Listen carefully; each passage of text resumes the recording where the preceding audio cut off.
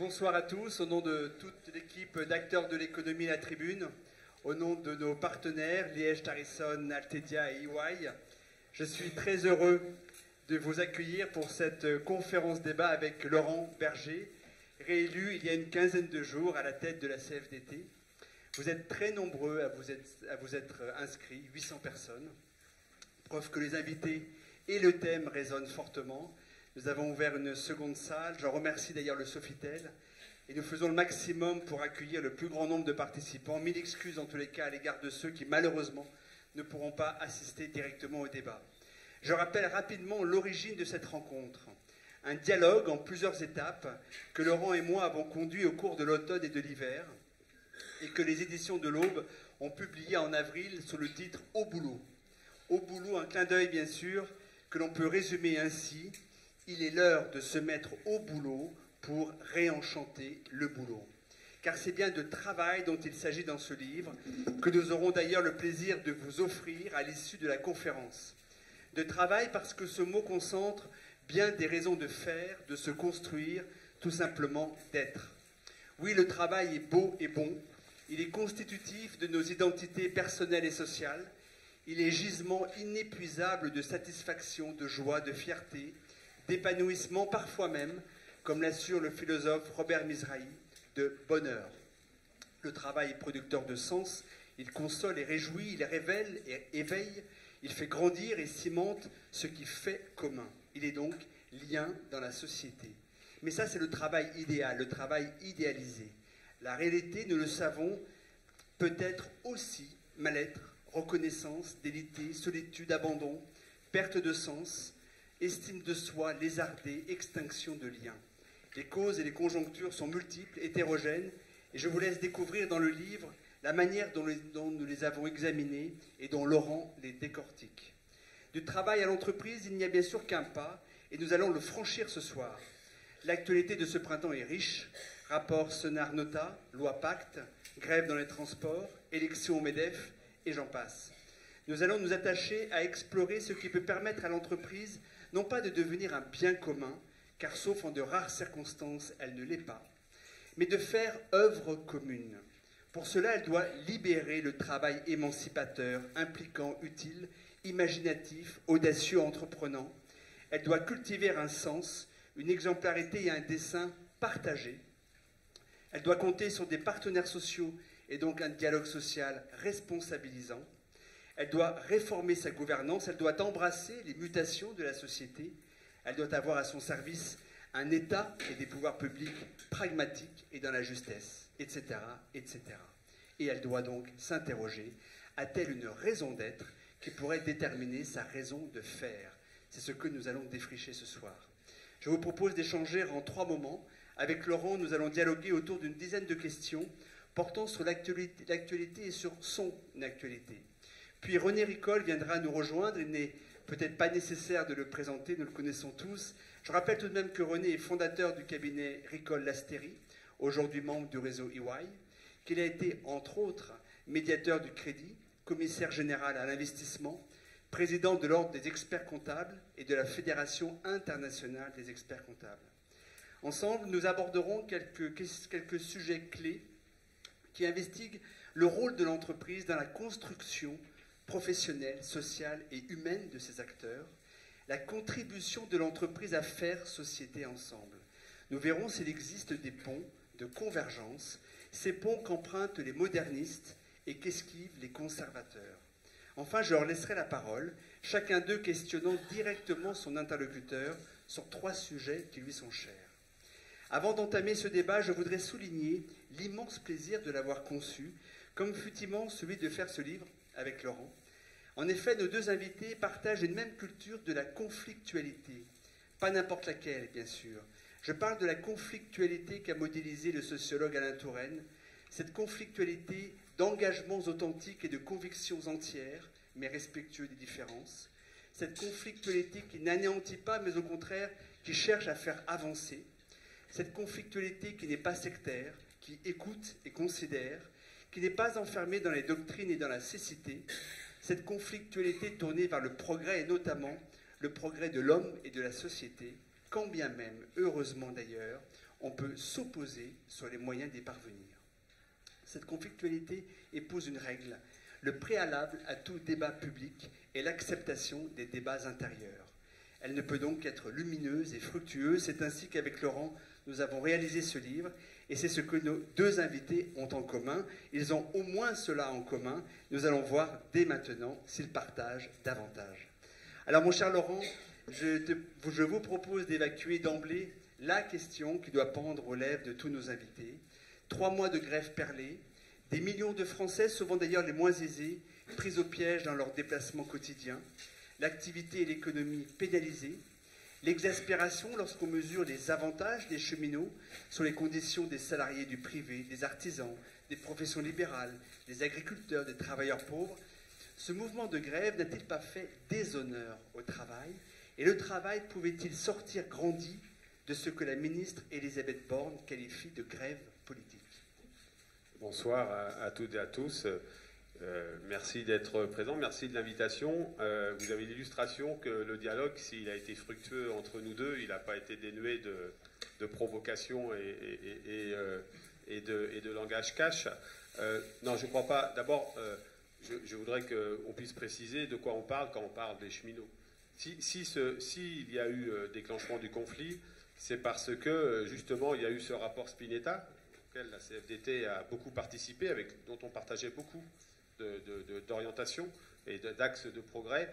Et on a voulu faire croire, et je crois que ce n'est pas la conflictualité dont tu parles et que je partage, n'est pas la conflictualité, n'est pas la mise en opposition des uns contre les autres de façon caricaturale. Et je le dis, je le répète, je l'ai dit partout, la façon dont a été abordée cette réforme de la SNCF et du ferroviaire, en donnant le sentiment que rien ne fonctionnait, alors qu'il y a quand même 15 000 trains, et les uns et les autres, on est venus ici, il y a quand même 15 000 trains qui roulent tous les jours, avec beaucoup de problèmes, particulièrement sur les lignes du quotidien d'ailleurs, pour une raison simple, c'est d'ailleurs qu'on a investi dans les lignes à grande vitesse, et ce n'est pas les mêmes populations qui, en règle générale, les empruntent d'ailleurs.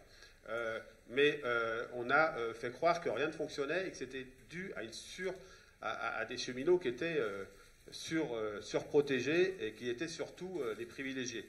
50% de ces cheminots gagnent maximum 1,3 fois le SMIC.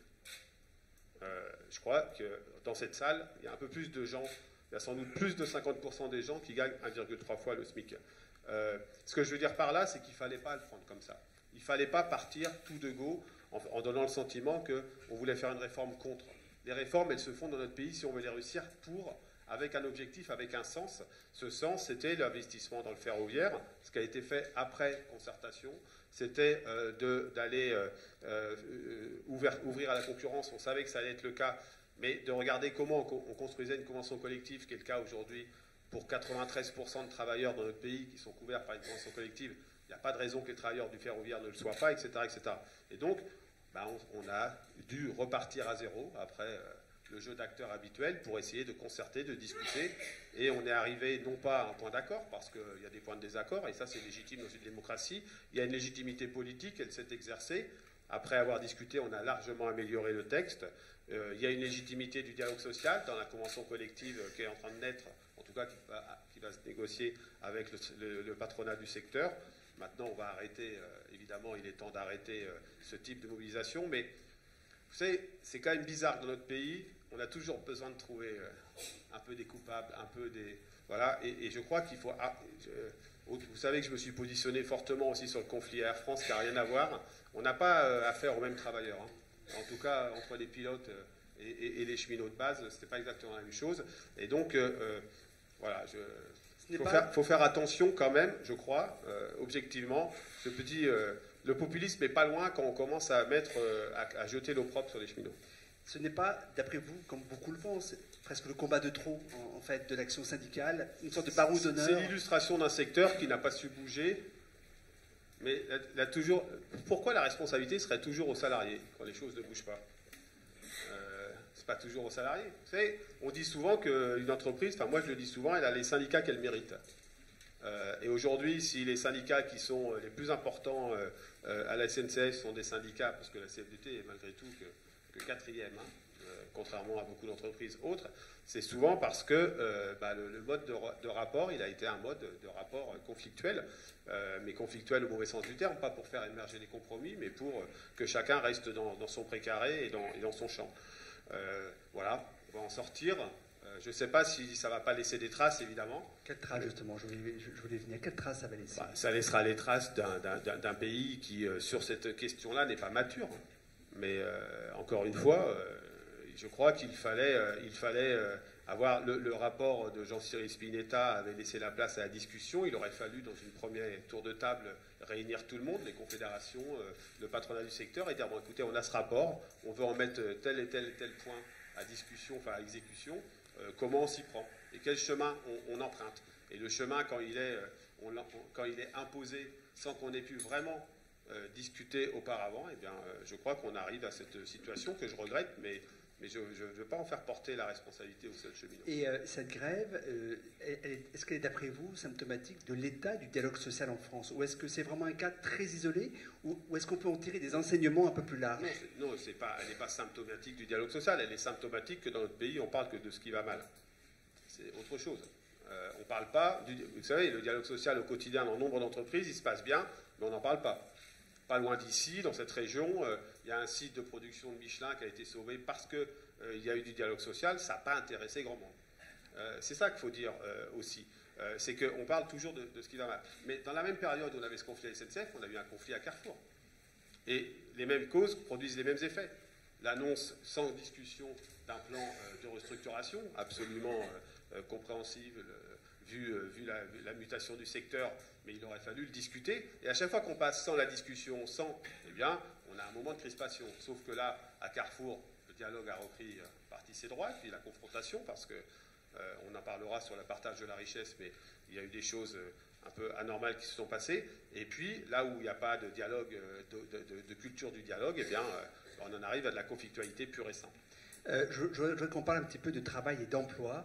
La considération que nous réservons au travail paye lourdement en fait la focalisation que nous conférons à l'emploi. Quelle est votre définition, vous, du bon travail, le travail émancipateur et le travail qui sert équitablement l'intérêt de celui qui l'exerce et l'intérêt de l'organisation économique dans laquelle il s'insère? D'abord, juste sur l'emploi, le chômage de masse, c'est le chômage de masse qui nous a fait faire, qui nous a fait occulter trop souvent le travail, et on l'explique bien dans le livre.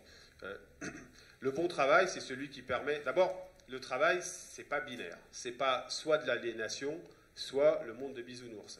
Et notre enquête qu'on a réalisée, la CFDT, auprès de 200 000 travailleurs nous le montre, c'est un niveau de satisfaction, de plaisir au travail qui est extrêmement élevé, d'attachement même à son entreprise, mais une forme de complexité du travail qui fait qu'on peut y prendre du plaisir, mais qu'en même temps, on peut y voir des moments des difficultés qui soient liées au mal-être physique, qui soient liées à la difficulté de donner du sens, etc. Le bon travail, d'abord, c'est pas une définition facile à donner. Je crois que c'est d'abord celui qui permet de se sentir reconnu, utile, de participer à un process de production et de service, et en ayant le sentiment qu'on puisse s'y émanciper, qu'on puisse s'y réaliser. Et c'est le cas pour nombre de salariés, de travailleurs, puis pour d'autres, ça n'est pas le cas. Et donc, moi, si je devais donner un seul mot, c'est le sens. C'est le sens et le respect. C'est-à-dire que ce qui revient beaucoup dans les expressions des salariés sur le travail, c'est la volonté d'être respecté. Et être respecté, ça participe de la façon dont on est accueilli dans une entreprise, mais jusqu'à la façon, évidemment, dont on est rémunéré, mais plus encore la façon dont notre travail s'inscrit dans un processus collectif et auquel on peut lui donner, on peut comprendre à quoi il sert lorsque on le réalise.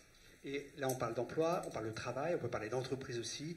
L'insuffisance de sens, c'est finalement un peu le dénominateur commun des problèmes, des enjeux que vous rencontrez justement dans le cadre de votre responsabilité syndicale. Oui, pas que sur le travail.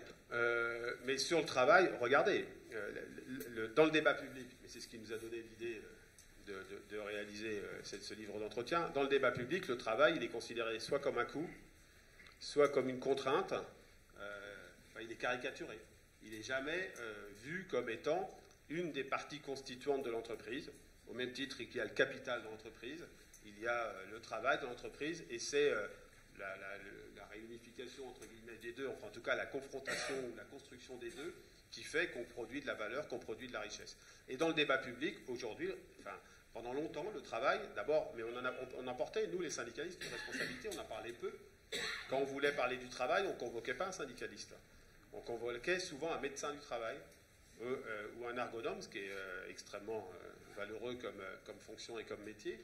Mais ce que je veux dire par là, c'est qu'on n'était pas capable de s'exprimer sur le travail en tant que tel, parce qu'on le voyait soit pour une part du syndicalisme comme une souffrance, soit pour les autres moins important que la question de l'emploi. Eh bien, et du côté du monde de l'entreprise, parfois, du monde patronal même, parfois, c'était vu comme simplement un coût qu'il fallait réduire parce que ça entravait un processus de création de richesse optimisé au maximum. Et donc, je crois qu'il était nécessaire qu'on se réapproprie cette question-là, mais regardez dans le débat public, y compris aujourd'hui. Dans les réformes, on est en train de rediscuter des années à venir, des sujets qui pourraient être mis sur la table. La question du travail, elle est traitée. On veut faire évoluer le système de santé au travail. Et c'est bien plus que ça, le travail. C'est bien plus qu'une question de santé. C'est une question de réalisation, de reconnaissance, d'émancipation. Alors, la liste des obstacles au bon travail, au travail idéal, sont bien sûr très nombreuses, évidemment. Si vous deviez en ressortir un ou deux de ces obstacles, justement, les modèles de management, la financiarisation, voilà, la financiarisation accrue des entreprises, qui a été un phénomène qu'on a bien connu, sur lequel on n'a pas nécessité de revenir, forcément que ça fait passer le travail comme étant une des variables d'ajustement et moins important qu'une partie constituante, comme je considère qu'il est. Le deuxième élément qui me paraît important, c'est la verticalité. C'est-à-dire que la verticalité de l'entreprise, souvent, avec des logiques de reporting, mais pas des logiques de sens, des logiques d'utilitarisme d'une certaine manière. Et j'étais la semaine dernière à Cléon, à Renault Cléon. Et c'est incroyable les progrès qui ont été faits sur la qualité de vie au travail, avec des équipements individuels, avec des équipements de protection, mais aussi pour rendre le travail moins pénible, mais qui ont été faits surtout avec la possibilité de s'exprimer sur la façon dont on exerce le travail de façon concrète et la façon dont ça nourrit le dialogue social pour améliorer les choses ou les rendre plus performantes encore en termes humains. Et donc ça, c'est les deux premiers. Il y a aussi un management qui, aujourd'hui, avec une forme d'horizontalité qui est une aspiration des salariés et puis qui est aussi lié aux évolutions technologiques, un management qui est questionné aujourd'hui et qui a du mal à trouver sa place et qu'on n'a pas re-questionné pour savoir comment on passait d'un rôle de contrôle à un rôle d'animateur, d'animation beaucoup plus au service du collectif que de la seule contrainte individuelle pesée sur les individus en disant je contrôle ce que tu as fait, ce que tu n'as pas fait, etc. Si on consultait dans son ensemble la communauté des décideurs économiques, on peut parier qu'une grande partie d'entre elles s'avoueraient plutôt satisfaites de l'action du chef de l'État et du gouvernement, dans le domaine bien sûr qui la concerne. Et même le prix Nobel d'économie, Jean Tirole, a dressé ce week-end un bilan certes prudent, mais plutôt positif.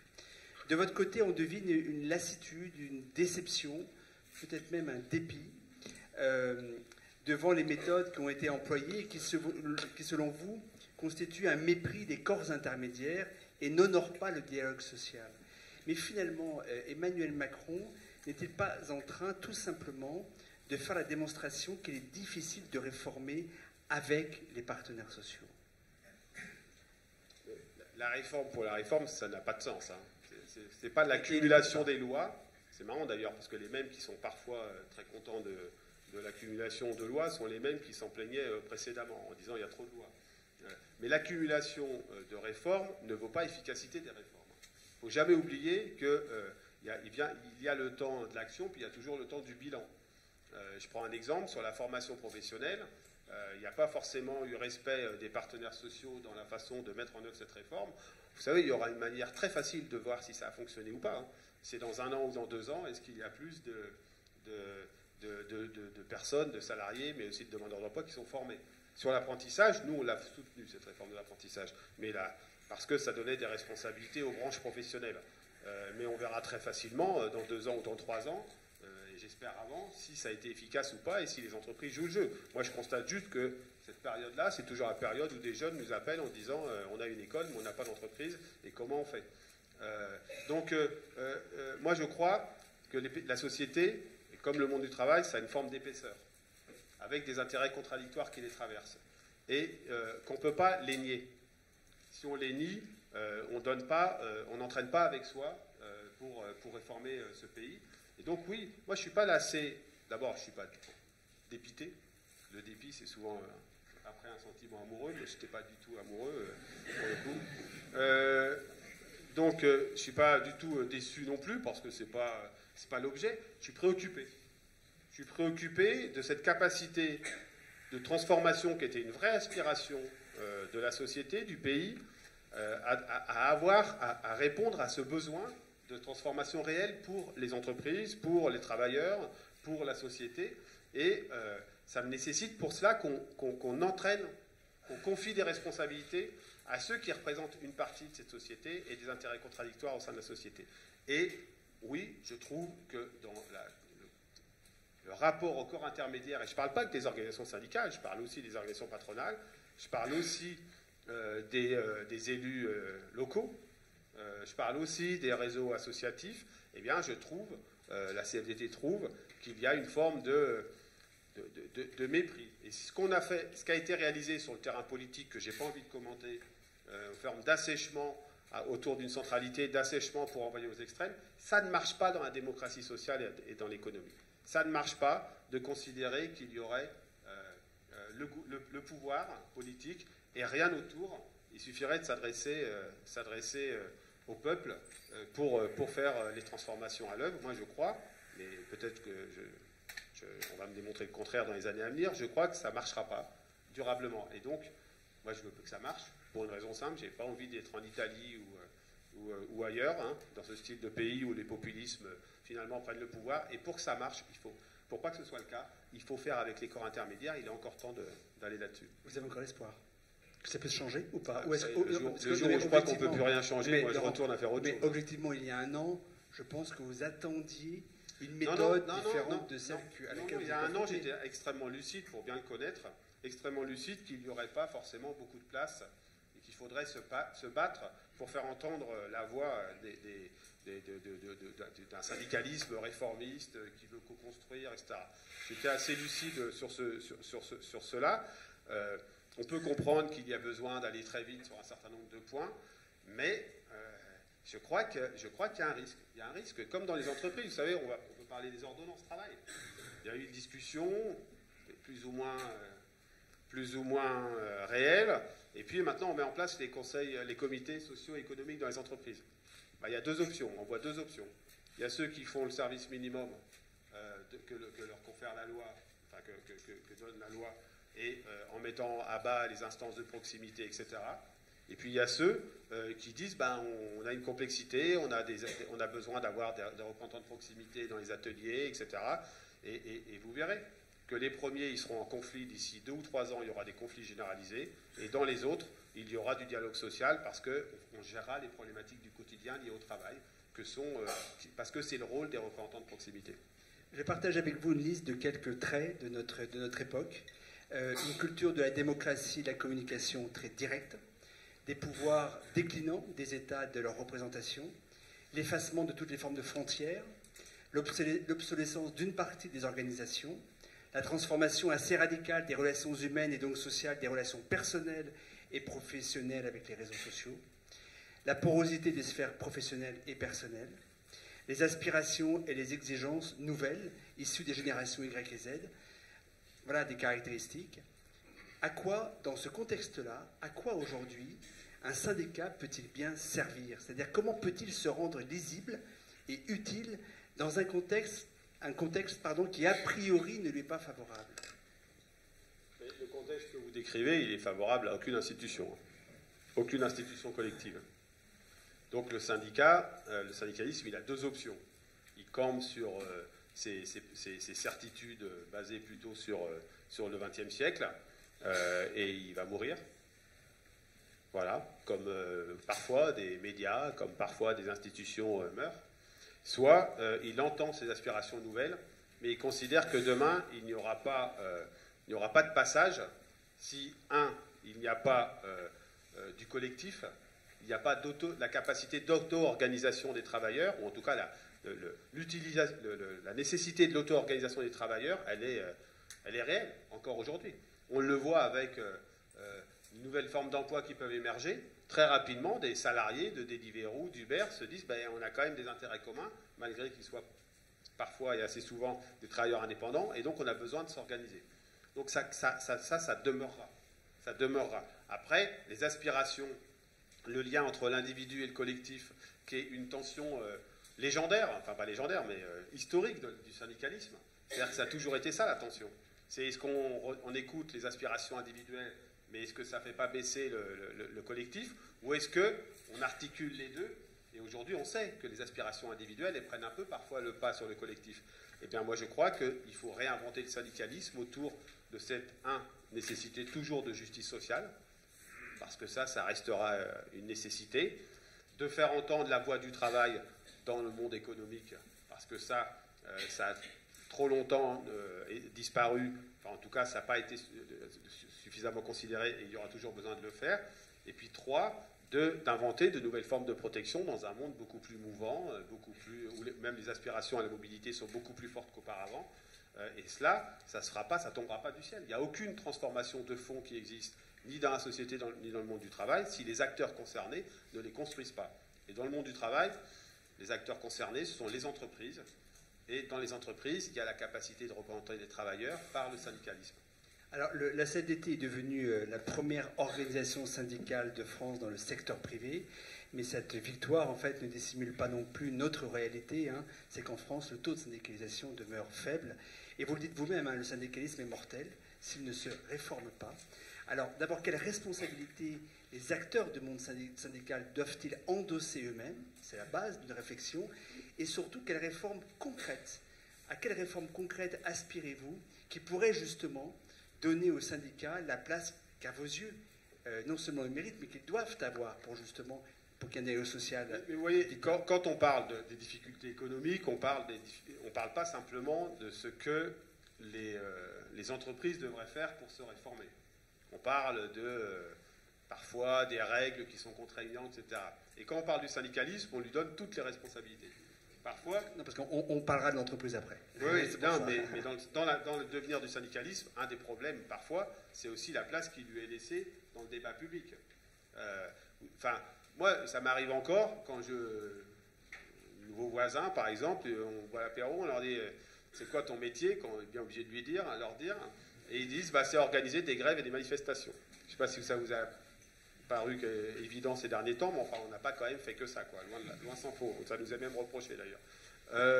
Et donc, je crois qu'il y a l'image du syndicalisme. L'image on souffre grandement de l'image du syndicaliste, c'est-à-dire c'est un homme plutôt d'un certain âge, toujours en colère, et puis qui gueule, quoi. Et donc, c'est pas ça.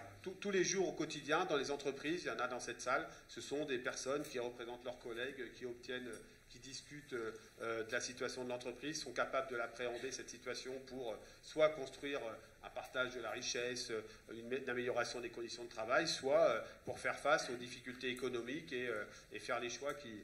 Donc ça, il y a quand même ça qu'il faut intégrer. Donc, si on veut s'en sortir, il faut être beaucoup plus nombreux, ça c'est sûr. Aujourd'hui, le taux de syndicalisation il est de 11%. Ce n'est pas suffisant. Mais si vous regardez bien, il n'est pas suffisant partout où on n'est pas implanté. C'est-à-dire notre problème, il est là où on n'est pas implanté. Là où on est implanté, la confiance dans le syndicalisme elle est beaucoup plus forte. Il faut être beaucoup plus proche des salariés et répondre à leurs préoccupations.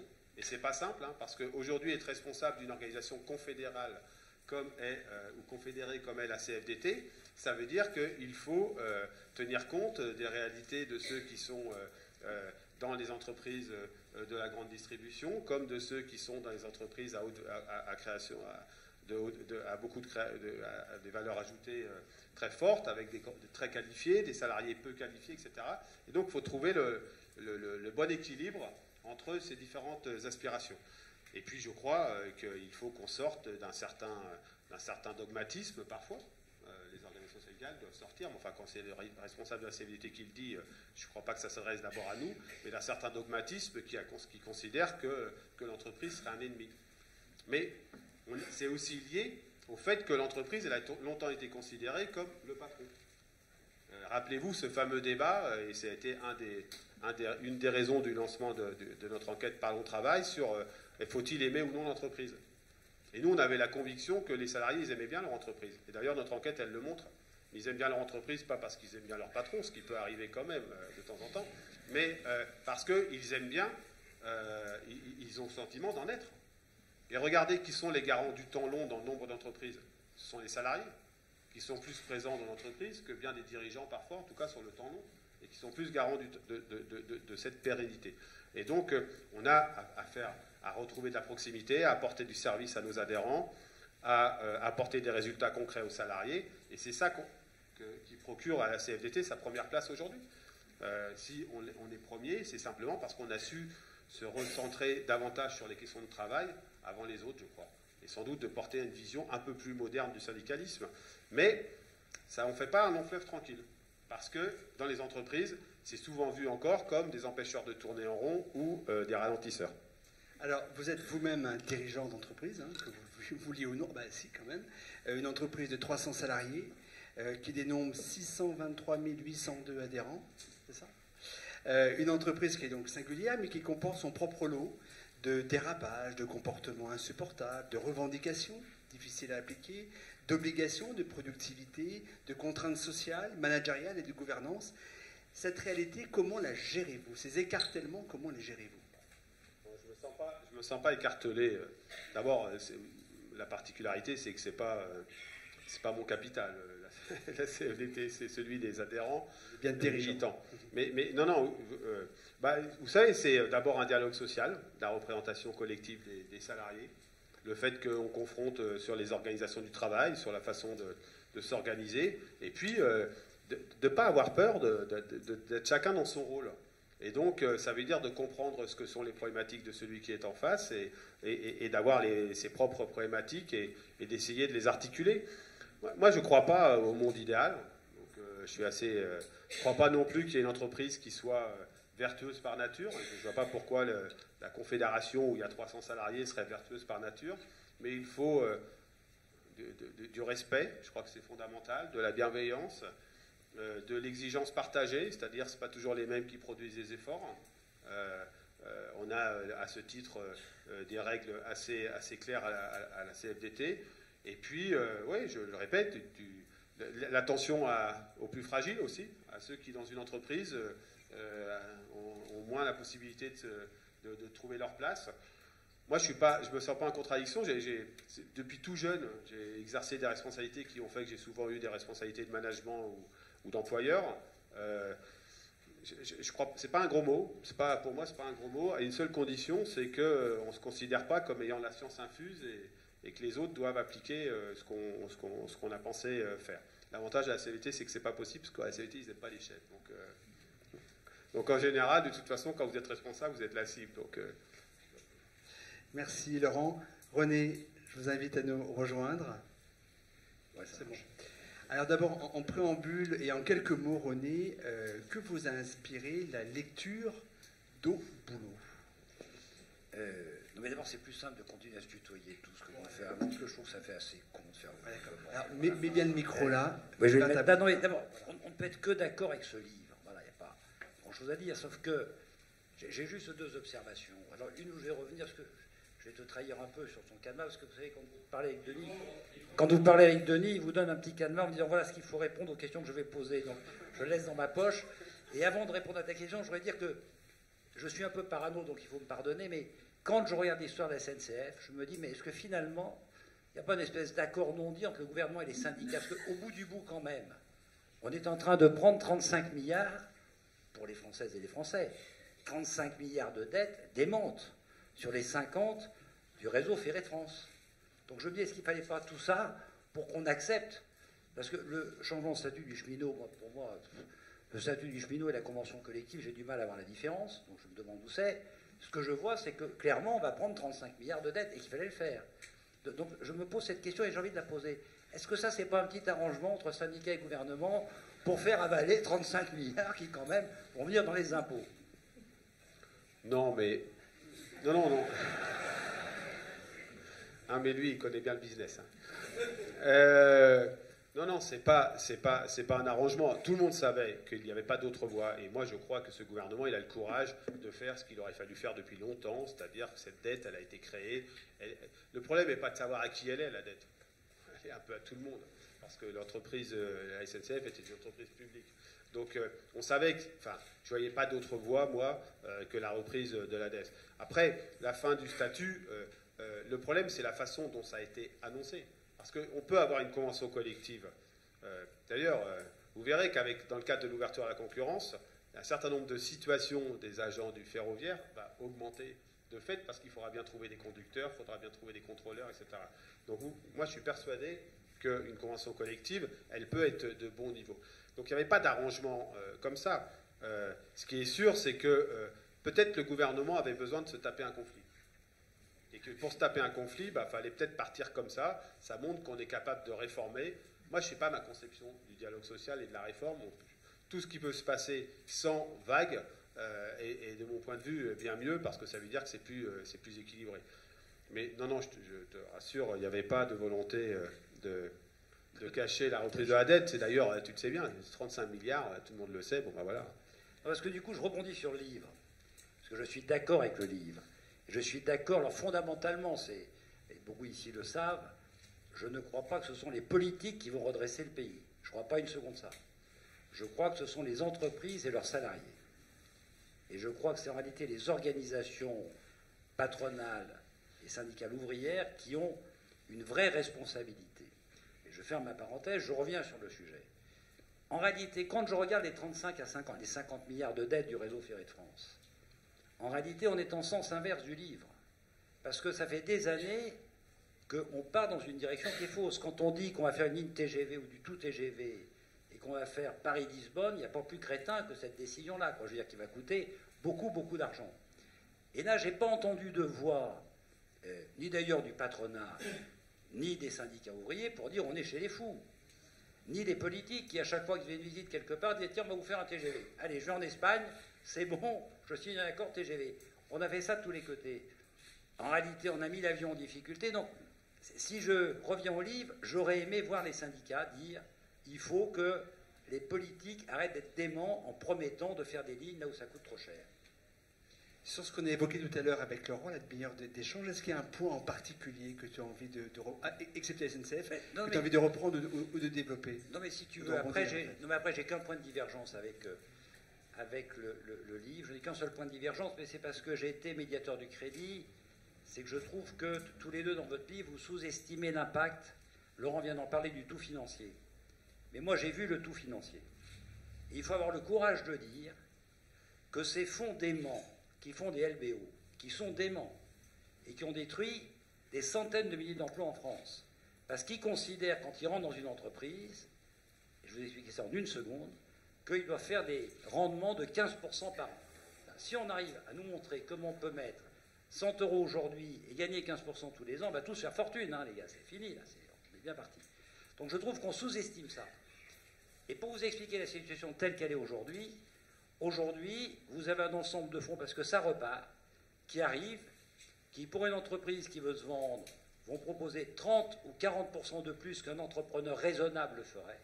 Donc aujourd'hui, j'assiste à des ventes que je refuse de signer, parce qu'il faut, moi je fais partie de ceux qui doivent valider les valeurs, et qui sont à 10, 12 fois le montant de l'EBITDA. C'est-à-dire c'est juste fou. Il faut plus qu'une vie pour payer. Avec des gens qui vont mettre que, des fonds qui vont mettre que 10% de leur argent, emprunter 90% à pas cher, et donc on voit bien ce que ça donne. Si j'achète une entreprise, et si je mets 100 de mon argent, et si elle augmente de 10% de valeur, j'ai gagné 10 en 5 ans. Mais si je mets que 10% de mon argent, j'emprunte quasiment à zéro, et si elle fait 10% de sa valeur, eh ben j'ai gagné 100% en quelques années. Donc c'est considérable mon investissement. Et je trouve qu'on sous-estime cette dimension dans le livre de la déviance financière qui n'est pas partout, mais qu'on trouve dans quelques endroits. Et les fonds de LBO, pas tous, certains ont sauvé des entreprises, il faut le courage de le reconnaître. Mais la grande majorité sont dans une démence absolue, et avec un système qui encourage tous les collaborateurs à aller à fond à la caisse dans cette voie. Je trouve que c'est sous-estimé dans le livre. Voilà. Alors, il y a 2-3 mois... Vas-y, Laurent. Non, c'est dit dans le livre, mais c'est dit de façon rapide, en disant qu'on parle même de fonds prédateurs qui... Mais on se fait toujours doubler par sa gauche, hein, par René Ricol.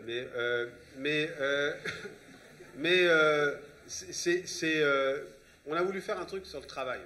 Et au bout d'un moment, parfois, on s'est un peu aussi... Il y a un peu de fainéantise intellectuelle, parfois, en disant que tous les problèmes qu'on a rencontrés, d'emploi, de travail, etc., étaient liés à la seule financiarisation de l'entreprise. C'est vrai, pour nombre d'entre elles, c'est vrai qu'il y a besoin de régulation mondiale qui sont, on le sait, extrêmement difficiles à obtenir, besoin de régulation européenne, mais enfin, je ne suis pas sûr que c'est le jour pour parler de l'Europe, malheureusement, et de régulation nationale, mais aussi de régulation par le dialogue social. Et là, on n'a pas voulu s'y arrêter trop, parce que ce n'était pas un livre sur la financiarisation de l'économie. Mais là-dessus, il n'y a pas de désaccord entre nous. C'est évident qu'aujourd'hui, et ça fait beaucoup de mal aux entreprises, y compris à leur image, ça fait beaucoup de mal. Il y a une dérive qui s'est quand même ralentie, qui existe encore, mais qui s'est quand même ralentie après le pic de 2008, qui est, il faut que ça rentabilise très vite, quelles que soient les conséquences et les moyens pour y parvenir. Mais la question maintenant qui est posée, c'est comment on régule ça? Comment on régule ça? Quelle action concrète il faut mener pour qu'une entreprise ne puisse, enfin un fonds ne puisse pas avoir une logique prédatrice sur une entreprise pour simplement la faire cracher et partir ailleurs derrière? Moi j'ai une réponse qui est simple, il faut imposer au fonds, on l'avait d'ailleurs déjà dit en 2008, il faut imposer au fonds de mettre au moins 50% d'argent propre, et pas plus de 50% d'endettement. Si déjà on fait ça, on évite beaucoup de pépins, et c'est là où il y a un rôle sociétal pour la CFDT en premier, parce qu'elle est en avance sur les autres. Il y a un rôle sociétal pour la CFDT, il y a un rôle sociétal aussi pour le MEDEF. Je fais juste une parenthèse. On voit bien que la difficulté de tous les syndicats, ce sont les branches professionnelles. Tout à l'heure, Laurent a parlé de la grande distribution. J'aurais pu rajouter les banques, puis après je peux parler de toutes les entreprises qui souffrent des délais de paiement. Sauf que, regardez bien le débat actuel sur le MEDEF, et demandez à deux candidats là qui restent s'ils veulent bien rentrer sur ce sujet des délais de paiement. Ils se mettent à dos les banques, alors qu'ils pourraient ouvrir un dialogue avec les banques, et la grande distribution, alors qu'ils pourraient ouvrir un dialogue avec eux. Il y a beaucoup de non-dits dans tout ça, et donc ce rôle sociétal, aussi bien du MEDEF, qui autrement disparaîtra, et qui ne sera plus qu'un conglomérat de fédérations, que des syndicats représentant les ouvriers et les employés, est indispensable. On ne peut pas passer par-dessus ces phénomènes. Je donne cet exemple, vous savez que je le donnerai, mais regardez bien, l'Allemagne, les gens sont payés à 30 jours. Nous, en pleine crise financière, j'ai obtenu que le gouvernement fasse passer une loi. On m'a dit, tu vas tuer un ensemble de branches professionnelles. J'ai fait ouvrir 1 milliard de crédits chez ESEO pour les problèmes de trésorerie. On a consommé 50 millions. Ce n'est pas dramatique de payer plus tôt. Sauf que toute entreprise, PME, PMI, ETI qui est ici, sait qu'il a 3, 4, 5% de frais financiers. C'est qu'il paye de la facturage jusqu'à 10% quand les taux d'intérêt sont quasiment à zéro. Ça, c'est un phénomène sociétal qui crée beaucoup de drames, qui met beaucoup d'entreprises en difficulté. Les syndicats, qu'ils soient patronaux ou ouvriers, ne peuvent pas s'en désintéresser. C'est là-dessus que je voudrais aussi interpeller mon ami Laurent. On avait travaillé, on a fait une délibération économique avec le MEDEF sur le sujet. On a travaillé sur la relation donneur d'ordre, sous-traitant, pour reprendre le truc. Après, la difficulté, c'est... mais là, on touche un domaine, si je peux me permettre, qui est plus le tien que le mien, c'est le monde patronal. C'est-à-dire que la capacité, parfois, à passer à l'action pour articuler les grands groupes qui pèsent quand même beaucoup, ou les grandes entreprises qui pèsent beaucoup, avec tout leur réseau de TI et de PME qu'elles ne sont pas forcément... avec lesquelles elles n'ont pas une logique qu'on peut connaître dans d'autres pays de collectifs, de discussion et de collectifs, de chasser en meute. Il y a une logique assez individualiste qui s'opère. Il y a quelques branches professionnelles où ce n'est pas le cas, qui ont fait beaucoup d'efforts, Je pense au secteur industriel, certaines branches industrielles, mais la grande distribution, ça demeure. Ça, là-dessus, ça demeure. Parce qu'on n'a pas réussi à rentrer dans une forme de régulation. C'est un truc qu'on traite depuis maintenant 20 ans et qu'on n'a pas, qu'on n'a même pas osé, en fait, ouvrir. Parce que ce que je veux dire, c'est que quand on pose ce débat avec les patrons de la grande distribution, quand on le pose avec les banquiers, ils l'acceptent. Et donc, en réalité, là où les syndicats pourraient rendre un vrai service, c'est pousser à ce que ce débat s'ouvre. Parce que s'il s'ouvre, il y aura des solutions. Et arrêtons de créer une énième commission qui surveille les délais de paiement ou des rapports ou les concours ridicules que fait Bercy sur qui est le meilleur payeur. Ah, franchement, ça fait marrer tous ceux qui travaillent sur les entreprises. Ça ne marche pas, ça. René, tu parlais du rôle sociétal de l'entreprise. Il est au cœur du fameux rapport Sénart-Nota, qui est sorti il y a 2-3 mois. Laurent, je suppose que le contenu de ce rapport, qui parle d'objets d'intérêt collectif, d'entreprise à mission, honorant raison d'être et raison d'avoir, entreprise et intérêt général, ce sont des sujets qui sont au cœur du livre et auxquels tu es très sensible. Le patronat est très loin d'accueillir à l'unanimité le contenu de ce rapport. J'aimerais entendre, René, justement, l'entreprise a-t-elle une raison d'être? Et ça, c'est très fortement contesté par mes chefs d'entreprise. On m'être reproché. Quand j'étais président des commissaires aux comptes, ce qui remonte à il y a maintenant juste 35 ans, voilà, donc 35 ans, j'avais écrit au père de l'actuel patron du MEDEF qu'on avait 40 ans de retard dans ce pays et que je jugeais le CNPF de l'époque très responsable de cette situation. Là-dessus, il avait demandé à ce qu'on soit reçus tous les deux par le premier, c'est le garde des Sceaux, qui heureusement était banataire et qui m'avait protégé un peu, mais voilà. Je ne suis pas très loin de penser qu'on est encore dans cette situation où on ne met jamais les vrais sujets sur la table. Pensez une seconde, et d'ailleurs, je fais observer à cet égard que ce qui me frappe dans le MEDEF, dans un certain nombre de représentations socio-professionnelles, c'est qu'ils donnent des positions qui ne sont pas celles de leurs mandants. Quand moi je discute, et quand même je discute beaucoup avec beaucoup de chefs d'entreprise, des grandes, des petites, des moyennes, leur ouverture d'esprit est sans comparaison plus forte que la bande d'apparatchiks qu'il y a au MEDEF. Il faut quand même se dire les choses comme elles sont, si vous voulez. Donc on est quand même sur un truc qui ne tourne pas, voilà. Et si le MEDEF continue comme ça, je l'ai déjà dit publiquement, je fais partie du comité stratégique, j'y suis allé assez peu. La dernière fois, c'était tellement violent que j'ai pensé mieux que j'y retourne pas. Si on pense, si les gens qui représentent les entreprises pensent qu'il y a un seul patron d'entreprise, un seul en France, qui considère que c'est bien de dire à un jeune, tu vas rentrer au SMIC, mon petit, tu sortiras au SMIC sans qu'il fasse la révolution, enfin, il faut être dégénéré pour penser ça. Personne ne pense. Donc en réalité, il n'y a aucun patron qui le pense, mais on pense qu'il faut défendre ça. Évidemment que ce que dit Sénart, c'est un immense chef d'entreprise. Et ce que dit Nicole Notat, qui a été une très grande patronne, je le dis, c'est une copine, donc je suis évidemment partial, et Sénart aussi, c'est un copain. Mais les deux, ils disent quelque chose de bon sens. Je vais vous dire une chose, on en a parlé ensemble. Mon expérience à moi de petit patron socio-professionnel, j'ai donné de la participation alors qu'elle était loin d'être obligatoire, je n'étais pas dans les seuils. Donc j'ai commencé par ça. Globalement, on s'est rendu compte, à l'occasion d'un rapprochement avec un très grand groupe, qu'on payait les gens à peu près 20% plus que les autres, plus la participation, qui n'était pas tout à fait une plaisanterie. Est-ce que ça m'a appauvri? Non, franchement, ça m'a enrichi. Voilà. La belle bagnole que je peux avoir, je la dois à ça. C'est-à-dire qu'en réalité, quand on associe les gens, d'abord on fait moins de conneries, ils voient des choses que nous on ne voit pas, il y a des erreurs qui ne se commettent pas. Évidemment que si on écoute ses salariés, on gagne en performance, et on gagne en état d'esprit, on gagne en épanouissement. Enfin, ça ne fait que rapporter. Tous les patrons d'entreprise savent ça. Il n'y a que quelques apparatchiks qui l'ignorent. Voilà, c'est tout. Tout à l'heure, Laurent évoquait, il disait très bien, les syndicats comme la CFDT, comme d'autres syndicats, tout syndicat est mortel. Le syndicat patronal l'est, et à t'écouter justement, René, il l'est particulièrement aujourd'hui. Laurent, tu es... Comme d'ailleurs les syndicats extrémistes qui pensent qu'ils doivent faire la guerre pour la guerre du côté des employés. Ils ne résisteront pas parce qu'on sait que ça ne marche pas. Donc on peut s'amuser à continuer sur ces sujets-là, mais sur le fond, ça ne fait pas avancer. Pourquoi la CFDT gagne du terrain? La CFDT gagne du terrain parce qu'ils sont sur un dialogue qui est un dialogue constructif avec les entreprises. Et ils se rapprochent quelque part d'une expérience qui marche. Elle est juste à côté de nous quand même, on peut le regarder, c'est en Allemagne. En Allemagne, ça marche. Voilà. Et du coup, quand on assiste dans les entreprises allemandes à des discussions avec les représentants du patronat et des salariés, c'est pas du tout le même état d'esprit. C'est très constructif. Mais est-ce que dans la veine de ce que l'on vient de se dire, on parle du rapport Sénart-Nota, est-ce que, et on est à quelques jours de l'élection du président du MEDEF, est-ce qu'une erreur massive, peut-être historique, a été commise par les instances du MEDEF qui ont poussé Jean-Dominique Senard à ne pas pouvoir se présenter alors qu'une solution était peut-être envisageable. Est-ce qu'une erreur importante a été commise? Laurent? Alors là, moi, je sais pas. D'abord, vous voyez, ça fait 2 fois qu'il me prend sur ma gauche. Moi, je n'ai pas fait siffler le MEDEF jusqu'alors, donc je ne le ferai pas. Non, je ne vais pas me prononcer sur le truc. Tu vois bien. C'est pas moi qui vais.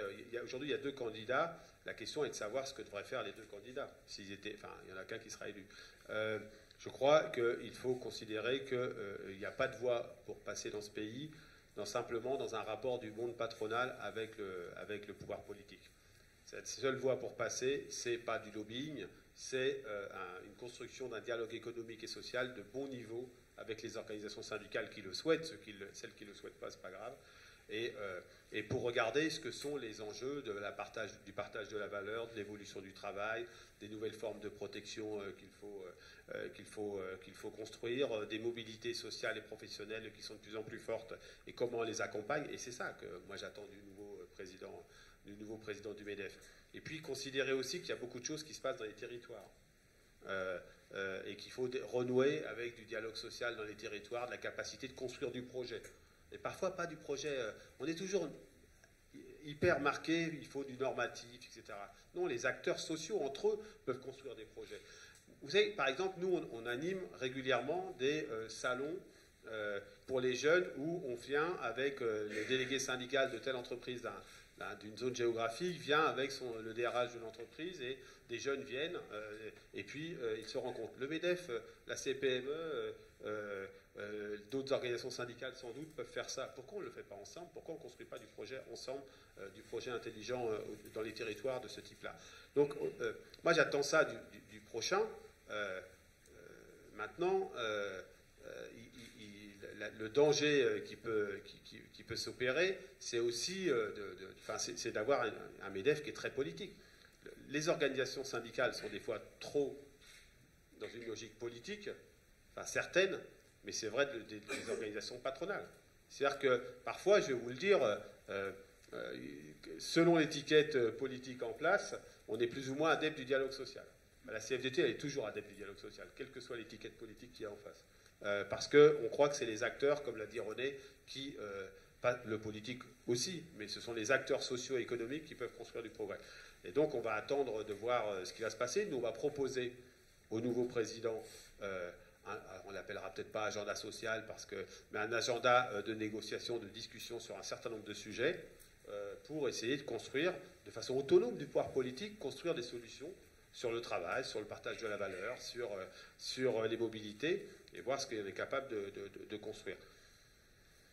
Et puis, je pense que le MEDEF, il serait bien inspiré de travailler à l'organisation de ces réseaux et à créer du service. Nous, on a créé des services à nos adhérents, on est en train de le faire encore, je crois, et j'ai lu dans une interview de ce matin que ce n'était pas un problème pour le président qui va partir de ne pas l'avoir fait.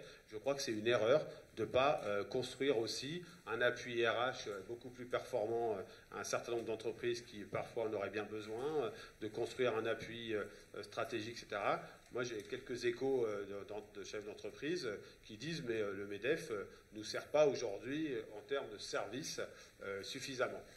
Une fois que j'ai dit ça, l'élection aura lieu le 3 juillet, qu'il se débrouille, mais j'espère qu'on ne va pas rentrer dans une période de glaciation dont on sort, hein, soyons clairs. Tu as eu des mots très durs sur le bilan de Pierre Gattaz. Enfin, beaucoup moins dur que ce que... Moi Pierre Gattaz, il a dit une fois que le social était sa souffrance. C'est plus dur que de dire que je lui souhaite bon voyage. D'accord. René, non, c'était une très grande... Je le dis franchement, parce qu'il faut se parler franchement.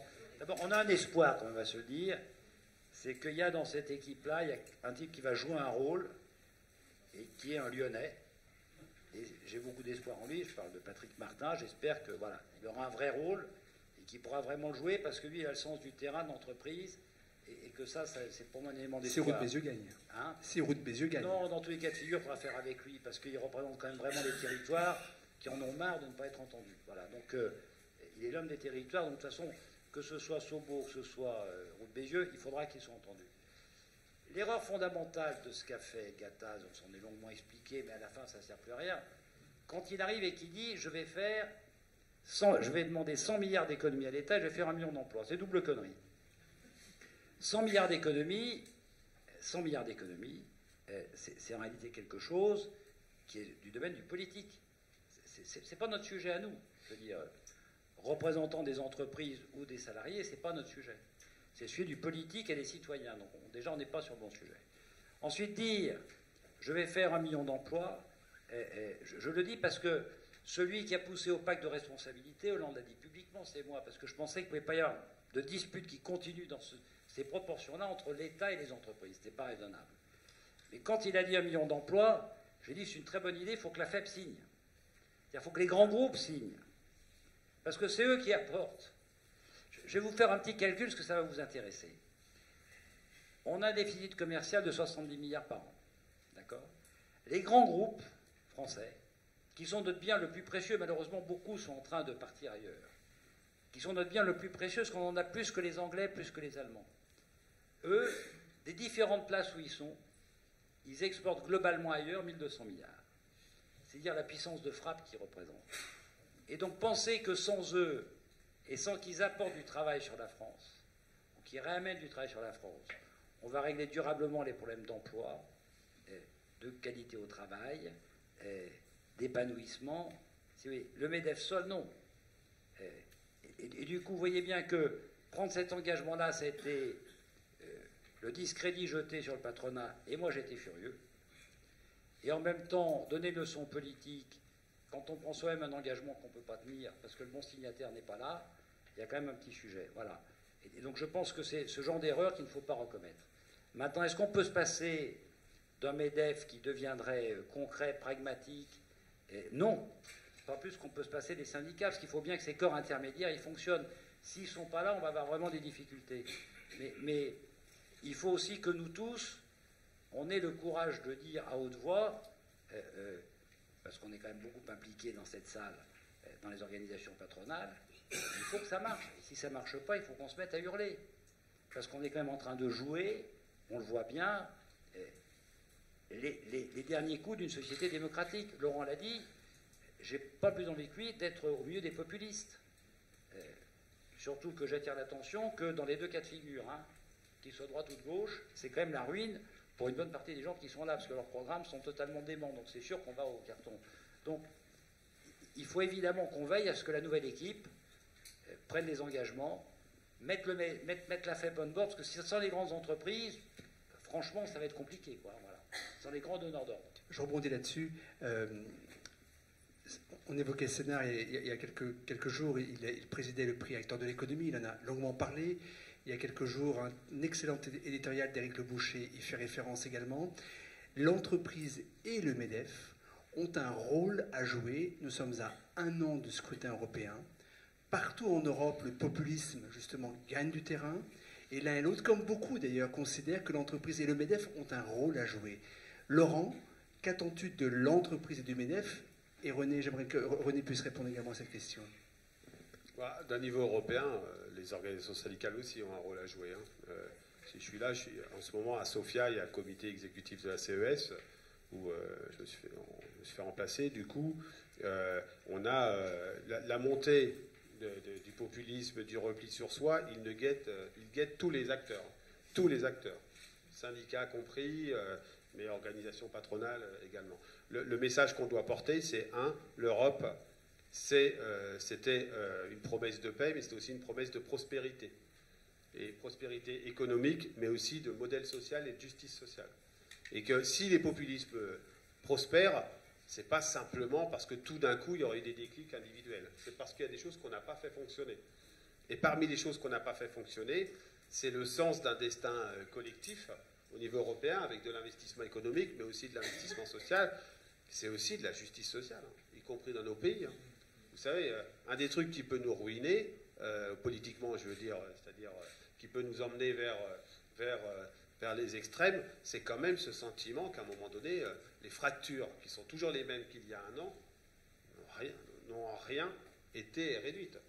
Vous savez, la vie des citoyens comme la vie des travailleurs, c'est pas de la macroéconomie. C'est du réel, c'est du concret. Et dans le concret et le réel, il y a un mal-être qui persiste, alors qui est très différent d'un secteur à l'autre, avec des endroits où ça va bien, et puis des endroits où ça va mal, parce que les politiques de justice sociale, les politiques sociales n'ont pas été assumées. En tout cas, l'horizon, pour l'instant, il n'a pas été donné, quoi.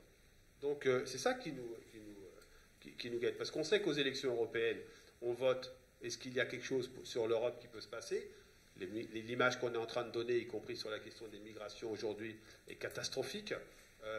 Et puis, ça se joue aussi sur la situation des pays, à l'intérieur des pays. Et là, moi, je le dis, et on s'est positionné très clairement dès le soir du premier tour, la CFDT, mais ce qui s'est passé aux élections présidentielles peut très bien se repasser demain. Il n'y a rien qui nous garantit de cela. Sauf peut-être un certain microcosme qui considérerait que d'un niveau global, ça va plutôt dans la bonne direction, etc. Non, c'est pas comme ça que c'est perçu. Je peux vous assurer, pour tourner énormément dans les entreprises, que le risque de l'extrême droite notamment, il est extrêmement puissant. Mais moi, je suis absolument d'accord, je fais une grande différence entre le MEDEF et les patrons des entreprises. D'abord, je vais vous donner un petit chiffre, parce que je trouve que c'est intéressant. Combien gagne en moyenne un patron d'entreprise en France? En moyenne. Un peu moins de 1 800 €. Un peu moins. Ouais. C'est assez impressionnant, parce que vous avez... Alors... Non. Alors voilà, je vais vous dire pourquoi c'est biaisé, parce qu'après je vais vous donner le vrai chiffre. Ils ont raison de réagir. Parce que dedans, j'intègre les auto-entrepreneurs, évidemment. Voilà.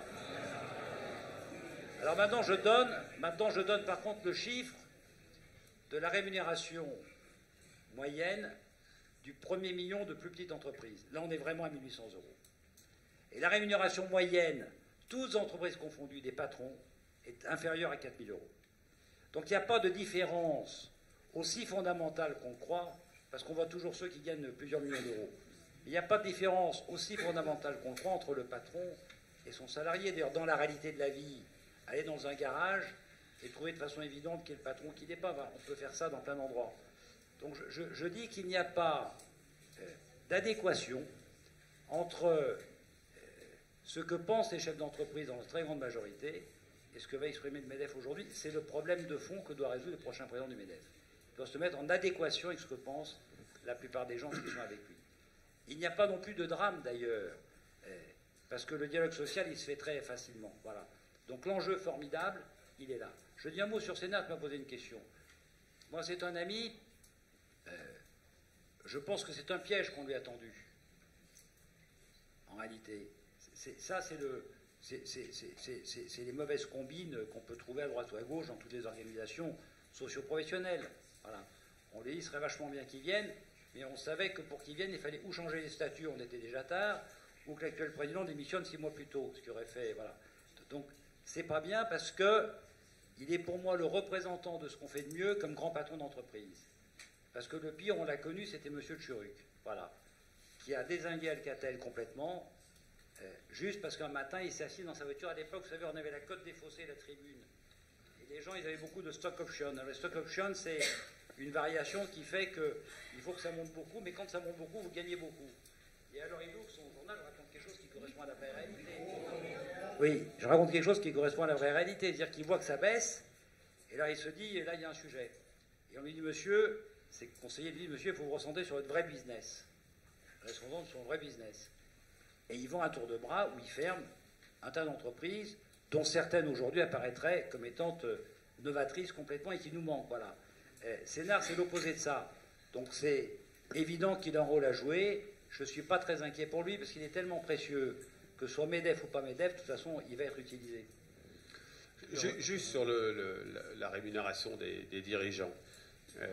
Ce qui est insupportable, ce sont les abus à répétition et le sentiment qui est donné par les organisations patronales, AFEP, MEDEF, que l'autorégulation fonctionnerait. Ça ne fonctionne pas. Ça n'a pas fonctionné. Si ça avait fonctionné, on le saurait. Il n'y aurait pas de nouveaux abus, comme on vient de le voir encore avec le dirigeant d'une entreprise, Carrefour, qui, alors que le virage stratégique nécessaire n'avait pas été pris, partait quand même avec une rémunération qui était démesurée. Et c'est pas acceptable, et c'est au-delà de pas acceptable, c'est ultra choquant. Et c'est ultra choquant, d'ailleurs, j'entends que ça peut être choquant, hein, c'est choquant pour les salariés, ça peut être choquant pour aussi des patrons d'entreprises plus modestes mais ça, c'est une réalité. Ça nous a amené, lors du Congrès, à avoir un débat sur est-ce qu'il faut légiférer ou pas. Et la réponse, quand l'autorégulation ne fonctionne pas, la réponse, c'est oui. À un moment donné, il faut des limites, quoi. Il faut des limites parce que ça donne le sentiment, et qui nuit à tout le monde, ça nuit pas que. Alors, moi, quand je le dis, hein, c'est une fois qu'on aura réglé ça, on n'aura rien réglé, j'en ai bien conscience, sur tous les problèmes qui sont devant nous en termes économiques, en termes de performance, en termes de partage de la richesse créée, etc., entre le travail et le capital, on n'aura rien réglé, parce que c'est anecdotique au regard. Mais c'est tellement symbolique que ça en devient insupportable, quoi. Et donc, il faut qu'on aille, qu'on soit beaucoup plus radical sur le sujet, parce que moi, j'en ai assez de voir des responsables patronaux expliquer, un peu gênés quand même le matin dans les matinales, mais que quand même ça a du sens parce qu'il faut qu'on garde nos talents. Il n'y a aucun talent qui vaut ce prix-là, qui vaut les prix qui sont pratiqués. Tu sais bien, Laurent, que ceux dont on parle là, où je pense la même chose que toi, mais sur le fond, c'est anecdotique. On a une très mauvaise manie dans ce pays auquel on est en train de mettre un terme, qui était celle de donner des stock options. Ça, c'était un truc fou. Ça donnait des pleins pouvoirs au cours boursier. Et tout le monde gérait en fonction du cours boursier. Je voudrais vous dire que c'est arrivé à un stade tel que, dans ma carrière, j'ai défendu un ensemble de grands patrons, évidemment. Un qui était un type plutôt pas mal, c'était Jean-Luc Lagardère. Et on le mettait en cause sur son sujet de rémunération qui paraissait très élevé.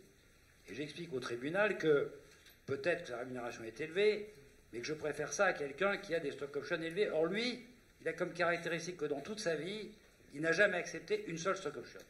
Il avait un capital de départ qui s'est réduit au fur et à mesure de ses fusions, et donc, franchement, c'était mieux. Le président tribunal m'a dit, non mais vous n'allez pas bien, monsieur l'expert, c'est pas comme ça. Il faut des stock options. Donc, on avait réussi ce tour de passe-passe incroyable de mettre dans la tête des gens, de tout le monde, y compris de magistrats formidables, qu'il fallait des stock options. C'est très dangereux. On est en train de supprimer ça pour arriver aux actions gratuites, qui d'ailleurs, si on jouait bien, pourraient se généraliser à tous les salariés. Ce serait pas idiot quand même, ça. C'est pas forcément un truc stupide et aberrant dans les grands groupes. Pour le reste, moi, dans les patrons que je rencontre, il y en a une poignée qui sont sur des sommes incompréhensibles par qui que ce soit. Mais par qui que ce soit, Laurent, c'est pas plus par les salariés que par les autres patrons, qui regardent ça ébahis et qui se disent, comme tout le monde, ce type-là, il va toucher sur un seul coup, il va toucher plus que je pourrais toucher en 10 vies. Donc c'est juste impossible, voilà. Donc je pense que là-dessus c'est anecdotique. Alors est-ce qu'il faut légiférer ou est-ce qu'il faut mettre en demeure que la régulation marche vraiment? Je constate sur un autre cas où j'étais hystérique qu'appelant Gattaz, il m'a dit c'est très compliqué parce que quand même c'est un personnage. Enfin, on ne peut pas accepter une rémunération à 16 millions d'euros par an, il ne faut quand même pas déconner.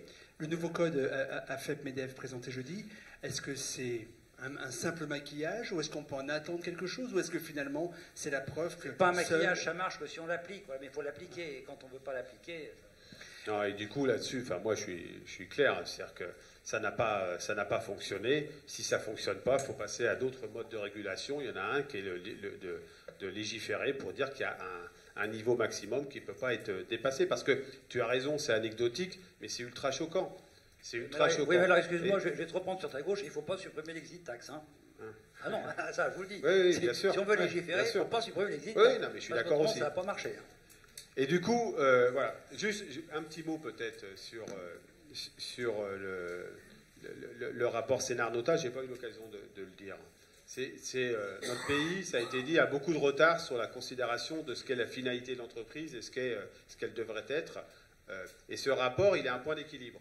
Nous, il ne répond pas à tout ce qu'on voulait en termes de gouvernance ou en termes de définition de la raison d'être d'entreprise, mais il a un bon point d'équilibre. Et aujourd'hui, ce qui est en train d'être fait dans le projet de loi Pacte, c'est très en deçà de ce que proposent Jean-Dominique Sénard et Nicole Notat, et c'est ultra décevant.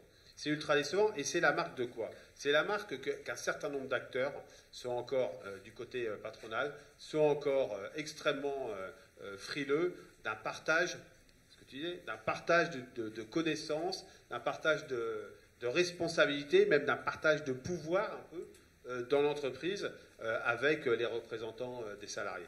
Et si ça reste en l'état, je peux vous le dire, ce sera plus qu'une occasion manquée, ce sera presque une mascarade. C'est l'illustration de ce que disait René, c'est qu'il nous faut un temps des politiques, puisque ce sont les politiques qui vont rédiger la loi Pacte. Qu'est-ce qu'on peut en attendre, René, d'après toi, quand même? Non, mais si tu veux, moi je vais... Cet éventail de mesures, nous, dans ma profession, on est impacté par la loi Pacte de façon spectaculaire, puisque Bruno Le Maire, je vais expliquer à quel point tout ça ne faisait pas sens, mais il continue, il veut que le commissariat aux comptes n'intervienne dans les sociétés qu'au-delà de 8 millions d'euros.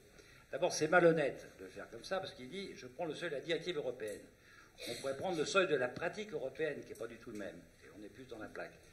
Mais surtout, c'est à 3 millions. Mais surtout, ce qui me frappe, c'est que la question, c'est pas tellement de savoir s'il faut des contrôles. Il faut des contrôles adaptés partout.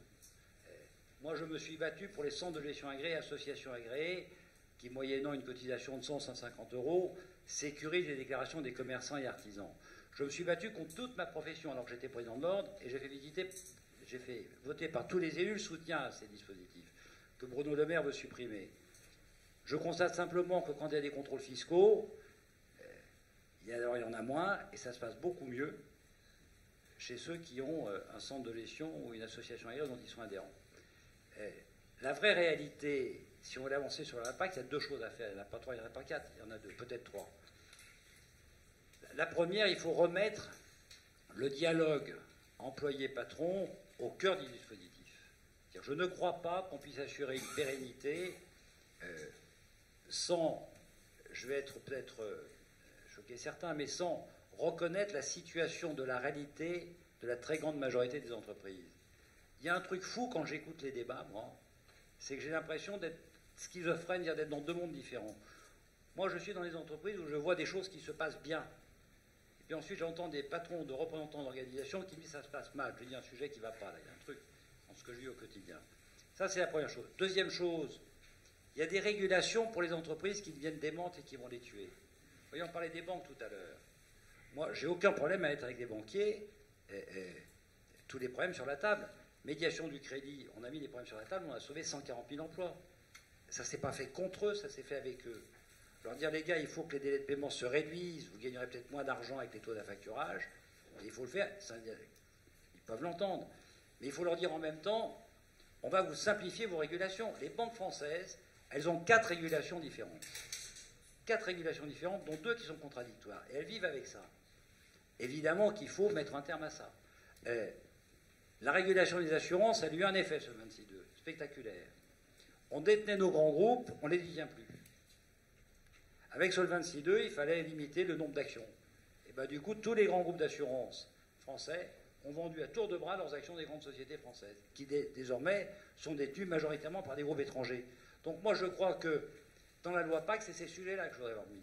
Et puis si on mettait les délais de paiement, ça mettrait de bonne humeur. C'est juste 40 ans de combat qui, à un moment donné, trouverait un effet. Et je vous le redis une nouvelle fois pour les délais de paiement. Si depuis la fin de la guerre, on avait des délais de paiement comme ceux d'Allemagne, toutes choses égales d'ailleurs, les capitaux propres des entreprises françaises seraient 30 fois supérieurs à ce qu'ils sont aujourd'hui, à supposer qu'ils ne les aient pas distribués. Vous voyez ce que je veux dire? Donc c'est juste pour dire que c'est un petit effet quand même, on ne parle pas de rien. Laurent, tu veux réagir? Non, mais ce qui est sûr, c'est que nous, ce qu'on veut dans la loi Pacte, au-delà de la définition de la finalité de l'entreprise, qui peut pas, enfin, je crois qu'on ne serait pas les premiers, hein, les Anglais, certains États américains, que l'entreprise ne peut pas avoir comme seule finalité la rentabilité financière. Je crois quand même qu'au XXIe siècle, ça aurait du sens. La place des représentants des salariés dans les conseils d'administration. Sénat Nota, ils n'ont pas été ultra révolutionnaires non plus. Ils ont proposé d'augmenter un peu la part des représentants des salariés dans les conseils d'administration. Ça participe à ce qui vient d'être dit, c'est-à-dire à un moment donné, on discute un peu de la finalité, et il y a ceux qui s'inscrivent dans un temps parfois un peu plus long, moins impactés, moins intéressés par les enjeux financiers, qui ont une voix, et puis qu'aucune entreprise ne puisse s'en soustraire, une entreprise de plus de 1000. Là, ce n'est pas ce qui est prévu, malheureusement, aujourd'hui. En tout cas, ce n'est pas écrit correctement. Et puis, je crois qu'il y a un truc qu'il faut qu'on se dise, ça, ce n'est pas la loi Pacte. Si on veut remettre le travail au cœur de l'entreprise, il y a 3 éléments fondamentaux. Le premier, c'est de donner la possibilité d'espace d'expression, de travail sur leur travail aux salariés eux-mêmes. Le deuxième, c'est de faire vivre un dialogue social de qualité dans les entreprises. Et aujourd'hui, la mise en place des CSE, c'est une vraie catastrophe dans le nombre d'entreprises, avec la disparition des lieux de proximité, des représentants de proximité.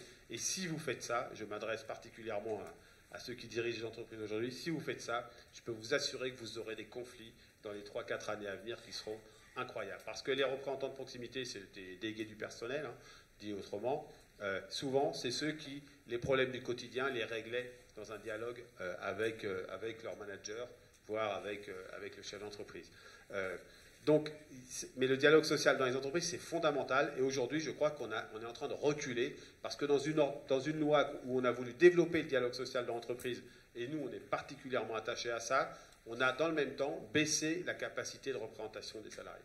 Et c'est preuve à l'appui, entreprise par entreprise, on peut faire cette démonstration qu'on est en phase de recul sur le dialogue social et que ça va se coûter très très cher. Ça va se payer très très cher. Et puis troisième élément, c'est la participation des représentants du travail, c'est-à-dire des salariés, dans la gouvernance des entreprises. Je crois que dans un pays moderne, on parlait de l'Allemagne, dans un pays moderne, il faut qu'on avance un peu plus là-dessus. C'est un des enjeux de la loi Pacte. Alors, on évoquait tout à l'heure la nécessité ou non de légiférer contre les excès, justement, de rémunération, qui, même s'ils sont anecdotiques, c'est une réalité, parce qu'ils sont rares, sont en même temps assez lourds de symboles et participent, on le sait, à la crise de confiance des gens de l'opinion publique dans les entreprises. En 2017, les entreprises du CAC 40 ont généré des profits très élevés, et tant mieux, il faut s'en réjouir, 93 milliards d'euros. Là où, en revanche, il faut un petit peu moins s'en féliciter, c'est l'inégalité spectaculaire des redistributions, des affectations. 67% de ces bénéfices ont été octroyés aux actionnaires, 5,3% aux salariés. Alors pour beaucoup, c'est un scandale, mais le plus grave peut-être de tout ça, c'est que le solde, seulement le solde, est affecté à l'investissement. Nicolas Sarkozy, dont tu as été proche, justement, René, avait essayé de promouvoir la règle des 3 tiers sans y parvenir. Que faut-il faire, là, pour revenir à la raison, c'est-à-dire à une juste affectation de ces bénéfices? Oui, moi j'étais proche de lui, j'en suis assez fier, parce que si vous regardez, il allait plus loin que ça sur le dialogue social, parce qu'il était prêt à l'institutionnaliser plus loin que ça, et je crois qu'il avait raison. Sans dialogue, on va vers les radicalisations des positions. Mais dans les chiffres que tu donnes, si tu veux,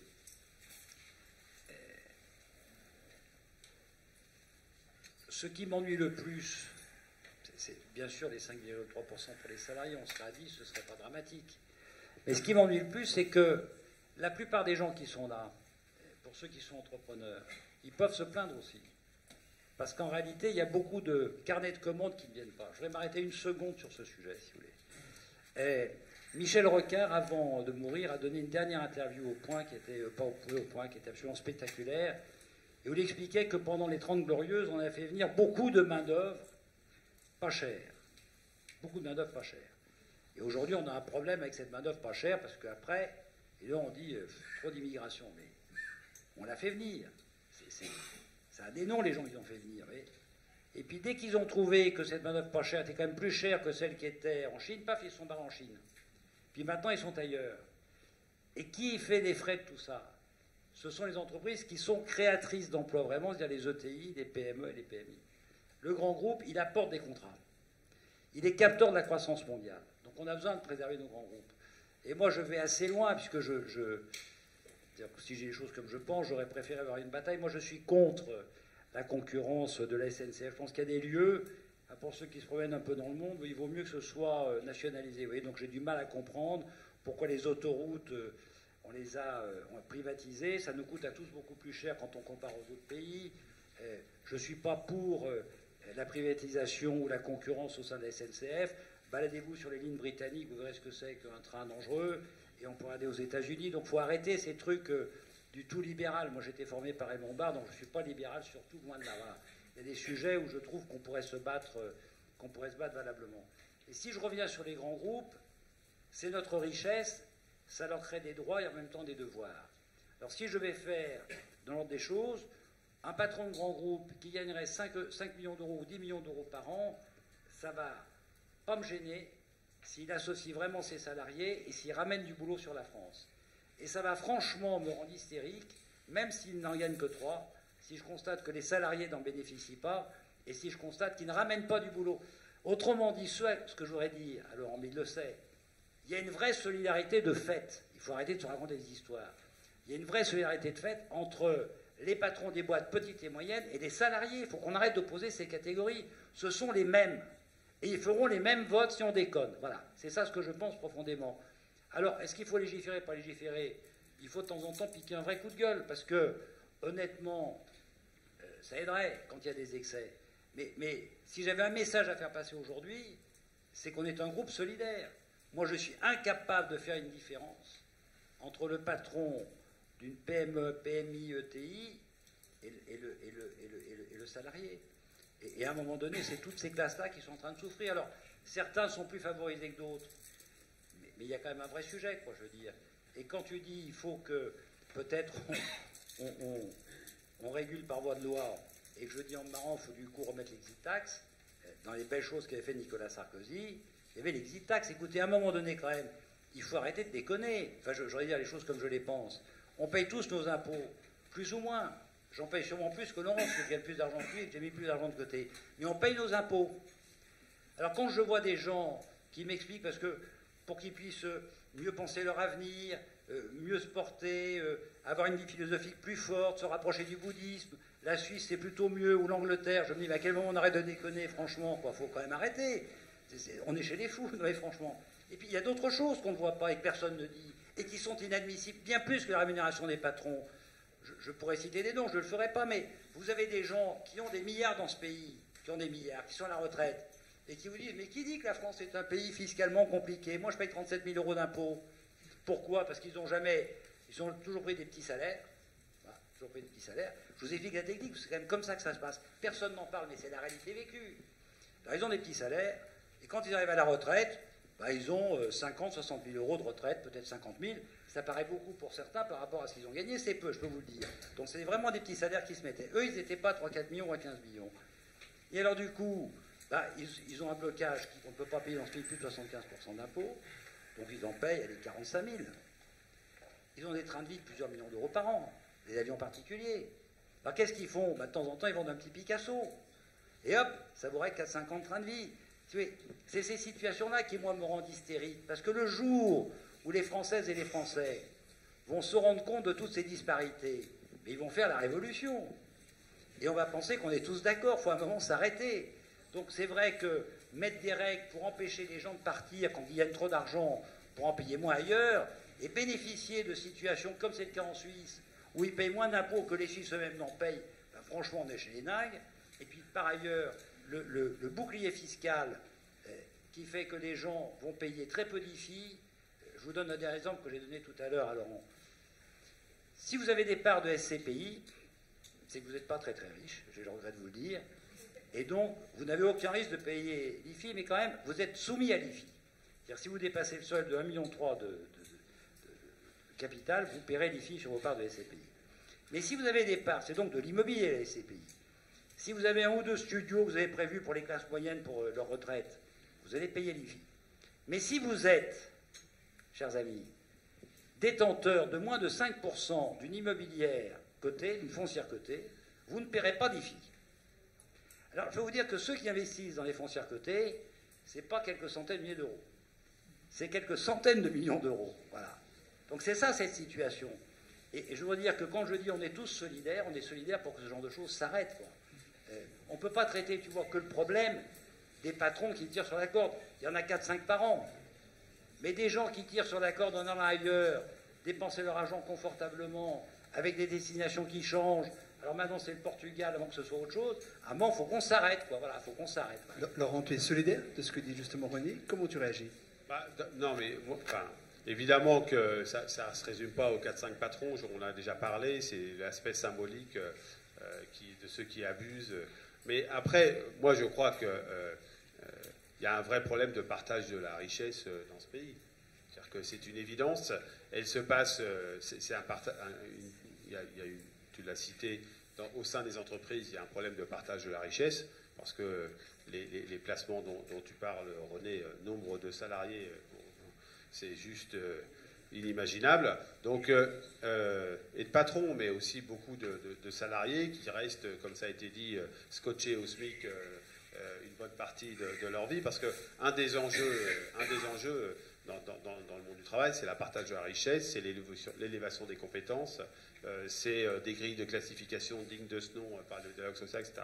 Donc, oui, il y a de profondes inégalités, et il y a deux manières de les revoir. Il y a la manière législative.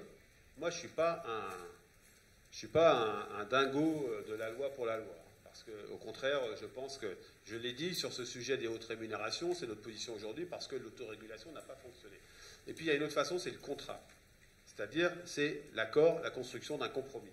Et sur les questions des politiques de rémunération, par exemple, on a beaucoup à évoluer, parce que je crois que dans nombre de secteurs, mais nombre d'entreprises, on n'a pas réfléchi à ce qu'était le juste partage de la valeur créée, à des négociations dignes de ce nom d'un niveau, voilà. Et on est resté scotché à une période où il y avait peu de richesses créées, ou insuffisamment, et où il y avait peu à se partager. Et là, aujourd'hui, c'est plus le cas, et on n'a pas réenclenché dans les politiques de négociation au sein des entreprises, au sein des branches, assez dynamiques. Vous savez, l'enjeu de compétitivité demain, c'est pas un enjeu de coût. Hein. C'est pas un enjeu de coût, c'est un enjeu de compétence et de qualification. L'enjeu pour nombre d'entreprises, tu parlais des carnets de commandes qui ne sont pas passés. Nombre d'entreprises aujourd'hui ne vont pas passer autant de commandes qu'elles le souhaiteraient parce qu'elles n'ont pas les salariés suffisamment. C'est quand même un truc de dingue dans un pays. Tu parlais de pays dingue. C'est un truc de dingue dans un pays qui a encore 9%, presque 9% de chômeurs. C'est pourtant une réalité. C'est une réalité. Et pourquoi? C'est parce que il y a aussi un intérêt général, la conception de l'intérêt général de la part de nombre d'acteurs économiques et sociaux, eh bien, il est laissé sur le côté. Il est laissé sur le côté. Et si, moi, j'étais attaché à ce qu'a travaillé ce qu'ont travaillé Sénart et Nota, si on est attaché à une autre conception de l'entreprise, à une autre conception de la place du travail dans notre société, c'est aussi pour qu'on aille sur ces sujets-là beaucoup plus fortement qu'on ne l'est aujourd'hui. On ne peut pas faire sans... on peut pas considérer qu'on s'en sortira si on laisse les inégalités se creuser comme elles se creusent aujourd'hui, ou en tout cas être aussi fortes qu'elles sont aujourd'hui. Et ça, c'est ça qui va miner notre pacte social. Hein. Parce qu'aller expliquer à des gens qui sont au chômage qu'ils n'auront pas l'accès à la qualification, à la compétence nécessaire pour occuper un emploi, mais par contre qu'on va leur mettre un coup de pied au derrière parce qu'on considère qu'ils sont quand même un peu responsables de leur situation, c'est catastrophique pour notre pacte social. Et ça, ce discours-là, il est en train de monter. Le discours, une forme de discours d'individualisation, d'individualiste, il est en train de monter, alors que c'est des politiques collectives qu'il faut construire pour essayer, eh bien, de faire remonter dans le train tous ceux qui en sont exclus aujourd'hui. Et ceux-là, ils nous entraîneront aussi, d'une certaine manière, vers des votes, parce qu'il n'y aura plus forcément d'espoir, on n'aura pas recréé d'espoir. Et moi, je crois que s'il y a un sujet qui devrait beaucoup plus nous préoccuper, c'est tous ceux qui, aujourd'hui, sont laissés au bord du chemin et qui voient une politique menée, je suis désolé, hein, qui est une politique, et tu vas encore me prendre par la gauche, hein, mais qui est une politique quand même qui est plutôt favorable à ceux qui ont les moyens aujourd'hui. Sur le chômage, je voudrais dire quelque chose, si vous voulez. Moi, sans faire de confidence sur la vie privée, mais ma fille aînée est sourde. Alors, pour pas me plaindre du tout, parce que d'abord, elle parle très bien, elle parle en français, en anglais et en langue des signes. Et en plus, elle devient une artiste très connue, et bientôt, elle a gagné plus d'argent que son père, donc je suis très content. C'était pas gagné comme ça au début. Et on vient d'une période dans laquelle on remboursait qu'une prothèse auditive sur deux, parce que c'est bien connu, les sourds, ils n'ont qu'une oreille, ils n'en ont pas deux. Donc il y a de quoi devenir révolutionnaire, mais du coup, ça a changé un peu ma vie, et j'ai pensé que je gagne ma vie parce qu'il valait mieux que je m'occupe d'elle. Autrement, peut-être que je serais un petit collaborateur de la CFDT. Oui, mais je suis sûr qu'on gagne bien sa vie. Deuxième élément, je vais à une conférence, elle avait 2 ans, de Françoise Noto. Alors je suis désolé pour ceux qui adorent Françoise Noto, moi j'aime pas du tout. Et je me rends compte, avec sa maman, au bout d'un quart d'heure, qu'on est en train de nous culpabiliser parce qu'on a une fille sourde. Alors je suis un peu con et je lève la main et je dis, écoutez, on est gamin, on a 22 ans, mais franchement, on n'a pas pris comme décision d'avoir un gosse sourd. C'est pas notre décision. Et tous les gens qui ont ici des enfants handicapés, il n'y en a aucun qui ait pris une décision d'avoir un enfant handicapé. Non, ça n'existe pas, ça c'est pas vrai. Et donc du coup, ben, je lui dis, ben, je ne vais pas rester, et puis je vois que la salle part avec moi, parce que ce n'était pas admissible. J'ai un peu le même sentiment que les chômeurs, si vous voulez. Moi, j'ai eu un frère qui était quasiment chômeur chronique, et si il n'avait pas eu sa famille qui était là pour l'aider de temps en temps, eh ben, ça aurait été difficile, et il s'est battu, et régulièrement, il a retrouvé du boulot. Les gens qui sont au chômage, ils ne le font pas exprès, quoi, je veux dire. Il y a donc quelque chose dans la culpabilisation du chômeur qui me gêne. Alors, on connaît tous des gens qui abusent. Voilà. Ils viennent pas forcément du même milieu social que ceux qui abusent pas. Je ne vais pas trop rentrer là-dedans, mais on voit des gens qui abusent et qui viennent de milieux plutôt aisés. Donc, je le dis parce que c'est la vérité statistique quand on regarde. Et donc, je pense que là, on a un vrai sujet, de société. Alors, lui, un jour, m'a fait faire un témoignage assez long sur la foi. Il se trouve que je suis chrétien. On ne peut pas se réjouir, on peut pas dire je suis chrétien et se réjouir de voir 9% de gens au chômage. On ne peut pas dire ça et se réjouir de voir qu'il y a des entrepreneurs qui sont prêts à embaucher des gens et qui n'en trouvent pas. Je n'ai pas une seule réunion avec des entreprises dans lesquelles je n'ai pas des chefs d'entreprise qui me disent je n'arrive pas à recruter. L'écart entre ça s'appelle la formation. Et ça commence dès le début. Il y a des pays qui vont mieux que nous parce qu'il y a plus de gosses qui vont directement en apprentissage que d'aller sur des études secondaires qui ne les emmènent pas forcément vers l'emploi. Donc on a un vrai sujet sociétal autour de ça. On ne peut pas l'évacuer. 9% de gens qui n'ont pas de travail, c'est considérable. Et encore, la vérité, c'est qu'on a plus de 9% de ça. Parce que si je vous refais les chiffres, vous verrez qu'on a un peu plus de 9%. Dernière question, et après on prendra quelques questions de la salle, parce que le temps tourne malheureusement. On parle de racines chrétiennes, justement, de la part de René. C'est ton cas aussi. Alors bien sûr, vous le vivez de manière très différente, et là, ça relève de l'intime, donc il ne s'agit pas d'en parler, mais j'aimerais savoir ce qu'elle peut engendrer de commun, de réaliste, d'ambitieux, mais aussi de contraignant, voire de paradoxal, lorsqu'on doit exercer des responsabilités comme les tiennes. D'abord, ce qui relève de l'intime, ça ne se dit pas au micro. Non, on est le produit de son histoire. Chacun connaît la mienne. Moi, aujourd'hui, je suis guidé par ce qu'est l'ambition collective. D'abord, quand on est syndicaliste, on est plus guidé par l'ambition collective que l'ambition personnelle, qui est de réduire les inégalités, de lutter pour la justice sociale, et faire en sorte que les travailleurs ne soient pas les oubliés de notre développement économique.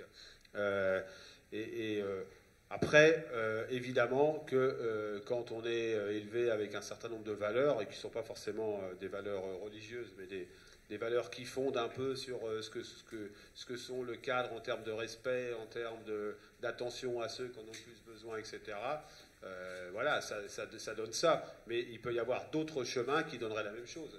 Chacun apprend de son chemin à partir de son histoire personnelle. Moi, la CFDT, elle est déconfessionnalisée depuis 1964, donc ça fait longtemps, et donc il n'y a aucune référence.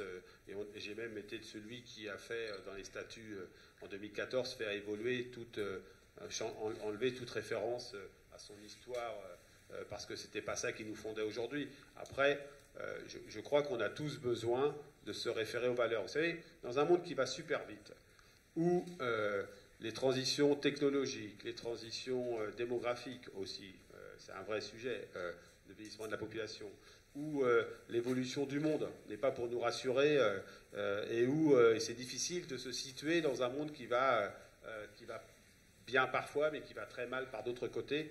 Il n'y a qu'un truc auquel on peut se référer dans les moments où ça va. Et moi, je crois que c'est fondamental pour une organisation comme la CFDT, ce sont ses valeurs.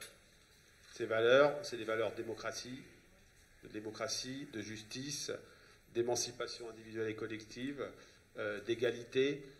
Et en fonction de ça, on prend les positions. Voilà. Et ce qu'est l'histoire de ses responsables, ça importe peu au regard de la multitude de ces militants qui constituent ces références à ces valeurs. Enfin, ce que je veux dire, c'est que nous, on les construit pas à pas entre nous dans le débat.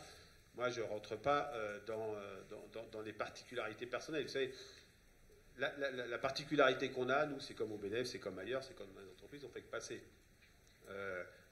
C'est confortable parce que d'une certaine manière, ça veut dire qu'à un moment donné, ce rythme-là s'arrête aussi. Mais donc, il ne faut pas personnaliser à outrance. Il ne faut pas personnaliser. Notre pays souffre d'une hyper-personnalisation.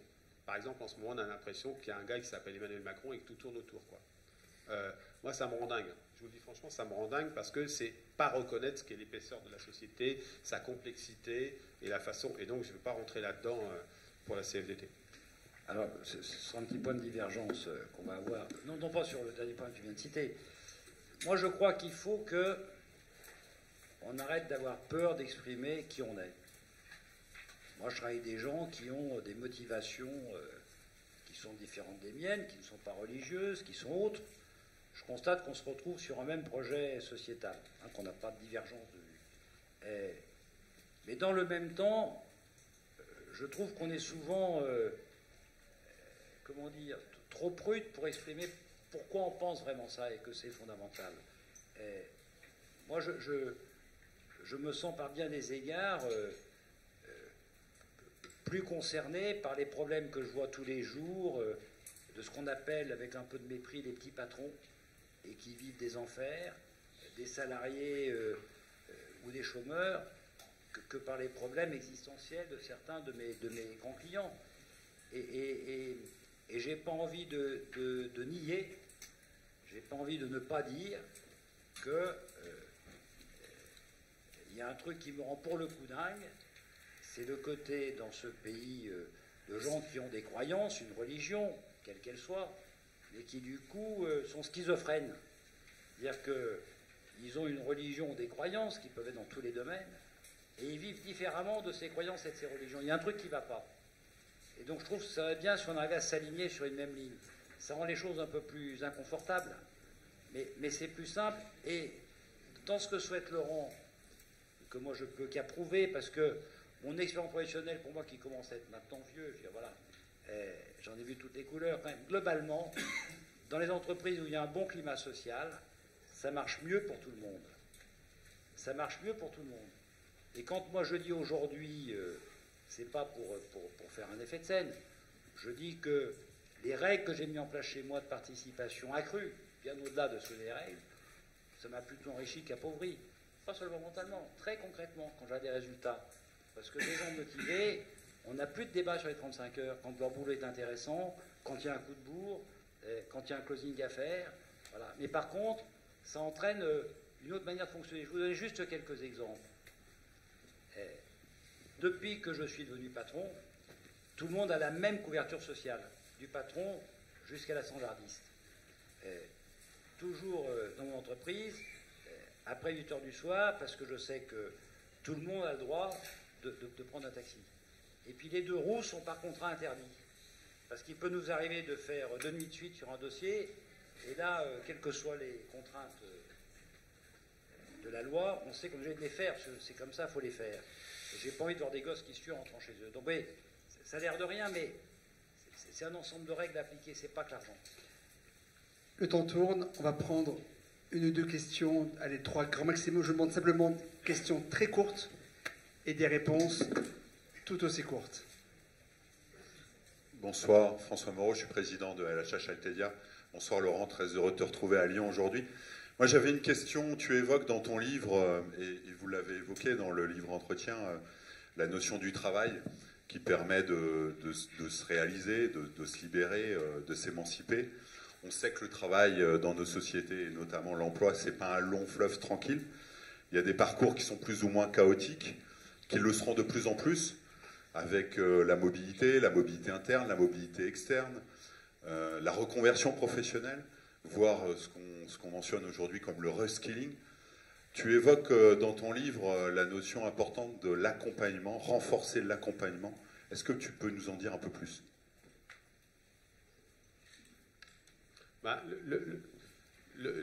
Dans des carrières qui sont différentes de ce qu'elles étaient précédemment, moi je ne pointe pas la mobilité comme un bienfait ou un méfait, ça dépend si elle est subie ou elle est choisie, mais en tout cas on a besoin de sécuriser davantage les parcours professionnels. Et dans notre pays, on a davantage besoin, que ce soit dans le travail ou en général dans la société, d'accompagner davantage tous ceux qui en ont le plus besoin. C'est-à-dire qu'on est les champions des droits prescrits, mais pas des droits réels, parce qu'on n'aide pas forcément les gens les personnes à utiliser ce que sont leurs possibilités, leurs droits, etc. Et donc nous, dans les discussions sur l'emploi, par exemple, on a beaucoup travaillé sur un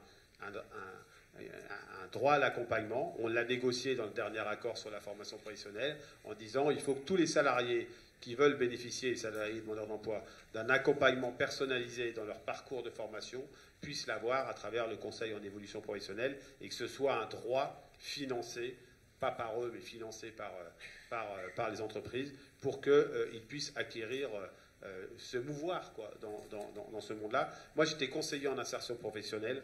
J'ai trop vu les méfaits que procure le fait qu'on laisse les gens se débrouiller tout seuls. Et on a besoin que ceux qui sont le plus en difficulté puissent être accompagnés. Et quand plus en difficulté, ça ne veut pas dire que des gens pas qualifiés, etc.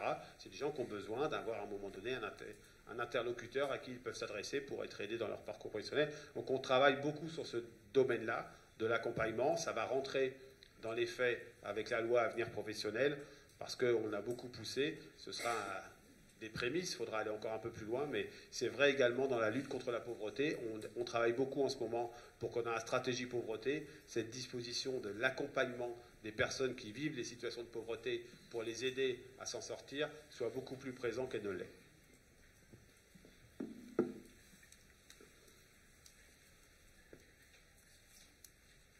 Bonjour, je suis Jean-Baptiste Canet. L'Europe est une promesse de justice sociale, vous l'avez dit. Or, on voit une directive sur le secret des affaires qui place les gens qui travaillent face à des juridictions extraterritoriales et qui exclut totalement le paritarisme. N'est-il pas, ce secret des affaires, n'est-il pas de nature à rompre les valeurs d'émancipation des acteurs entrepreneurs? Et cette directive européenne n'est-elle pas dangereuse pour tous les acteurs de l'économie réelle et quotidienne? Le secret des affaires, nous on a décidé ce matin de déposer un mémoire au Conseil constitutionnel parce que la capacité, enfin là c'est pour la façon dont l'État français l'applique, la capacité à contourner, à expliquer que pour le secret des affaires, on pourrait se passer d'un certain nombre d'alertes, d'un certain nombre d'intervenants qui pourraient dire la façon dont ça se passe, que ce soit des journalistes ou des lanceurs d'alerte dans les entreprises, nous paraît totalement inacceptable. Donc on est, avec d'autres, mobilisés sur le sujet. Vous savez, moi je suis profondément attaché au développement de l'économie. Je ne suis pas un anti-entreprise, un anti-affaires, etc. Mais je crois qu'il faut un juste équilibre. Tout ne justifie pas qu'on puisse... business is business. On ne peut pas tout justifier pour faire des affaires, pour faire du développement économique. Il faut de l'humanité, il faut de l'éthique, il faut de la responsabilité. Et aujourd'hui, on avait fait un petit pas en avant sur les lanceurs d'alerte, par exemple. Là, la façon dont c'est transposé... Enfin, moi, je crois... ça nous convient pas du tout. Je crois que beaucoup de gens ont fait du mal, sans s'en rendre compte, j'espère, en expliquant qu'il fallait moins de règles, moins de contraintes, etc. C'est pas vrai. Dans une vie en société, comme dans le monde du travail, on a besoin d'un certain nombre de règles, de contraintes. Moi, je préfère quand elles sont négociées plutôt qu'imposées. Je trouve ça beaucoup plus intelligent. Mais lorsqu'elles ne peuvent pas être négociées, faut savoir les imposer. Et là, je trouve que ça donne le sentiment que n'emmerdez pas les entreprises et puis elles font ce qu'elles veulent. Ça me convient pas. Et donc, on va déposer un recours au Conseil constitutionnel.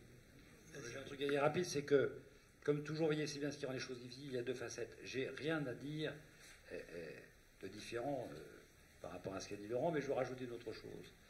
C'est que l'extraterritorialité, c'est aussi le fait que les Américains se permettent de venir juger des entreprises françaises, alors qu'elles-mêmes qu'elles ne sont pas sur leur territoire, et que nous, on ne peut pas faire l'inverse. Et ça, c'est inacceptable.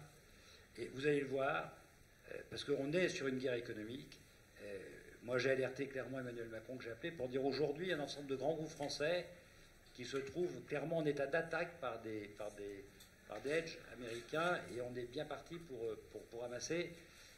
Donc, il faut se méfier de ça. Et vous voyez, il y a des discussions qui sont juste absolument incroyables et qui se passent. C'est vrai qu'on ne va pas rentrer dans le détail, parce que là, je travaille dans le secret des affaires, mais franchement, il y a un ensemble de choses qui sont très préoccupantes avec les règles extraterritoriales, côté business, et je ne parle pas du côté salarié et lanceur d'alerte. Mais je voulais le dire parce que c'est un gros enjeu pour nous. Je rajoute que je suis aussi pour qu'il y ait des règles.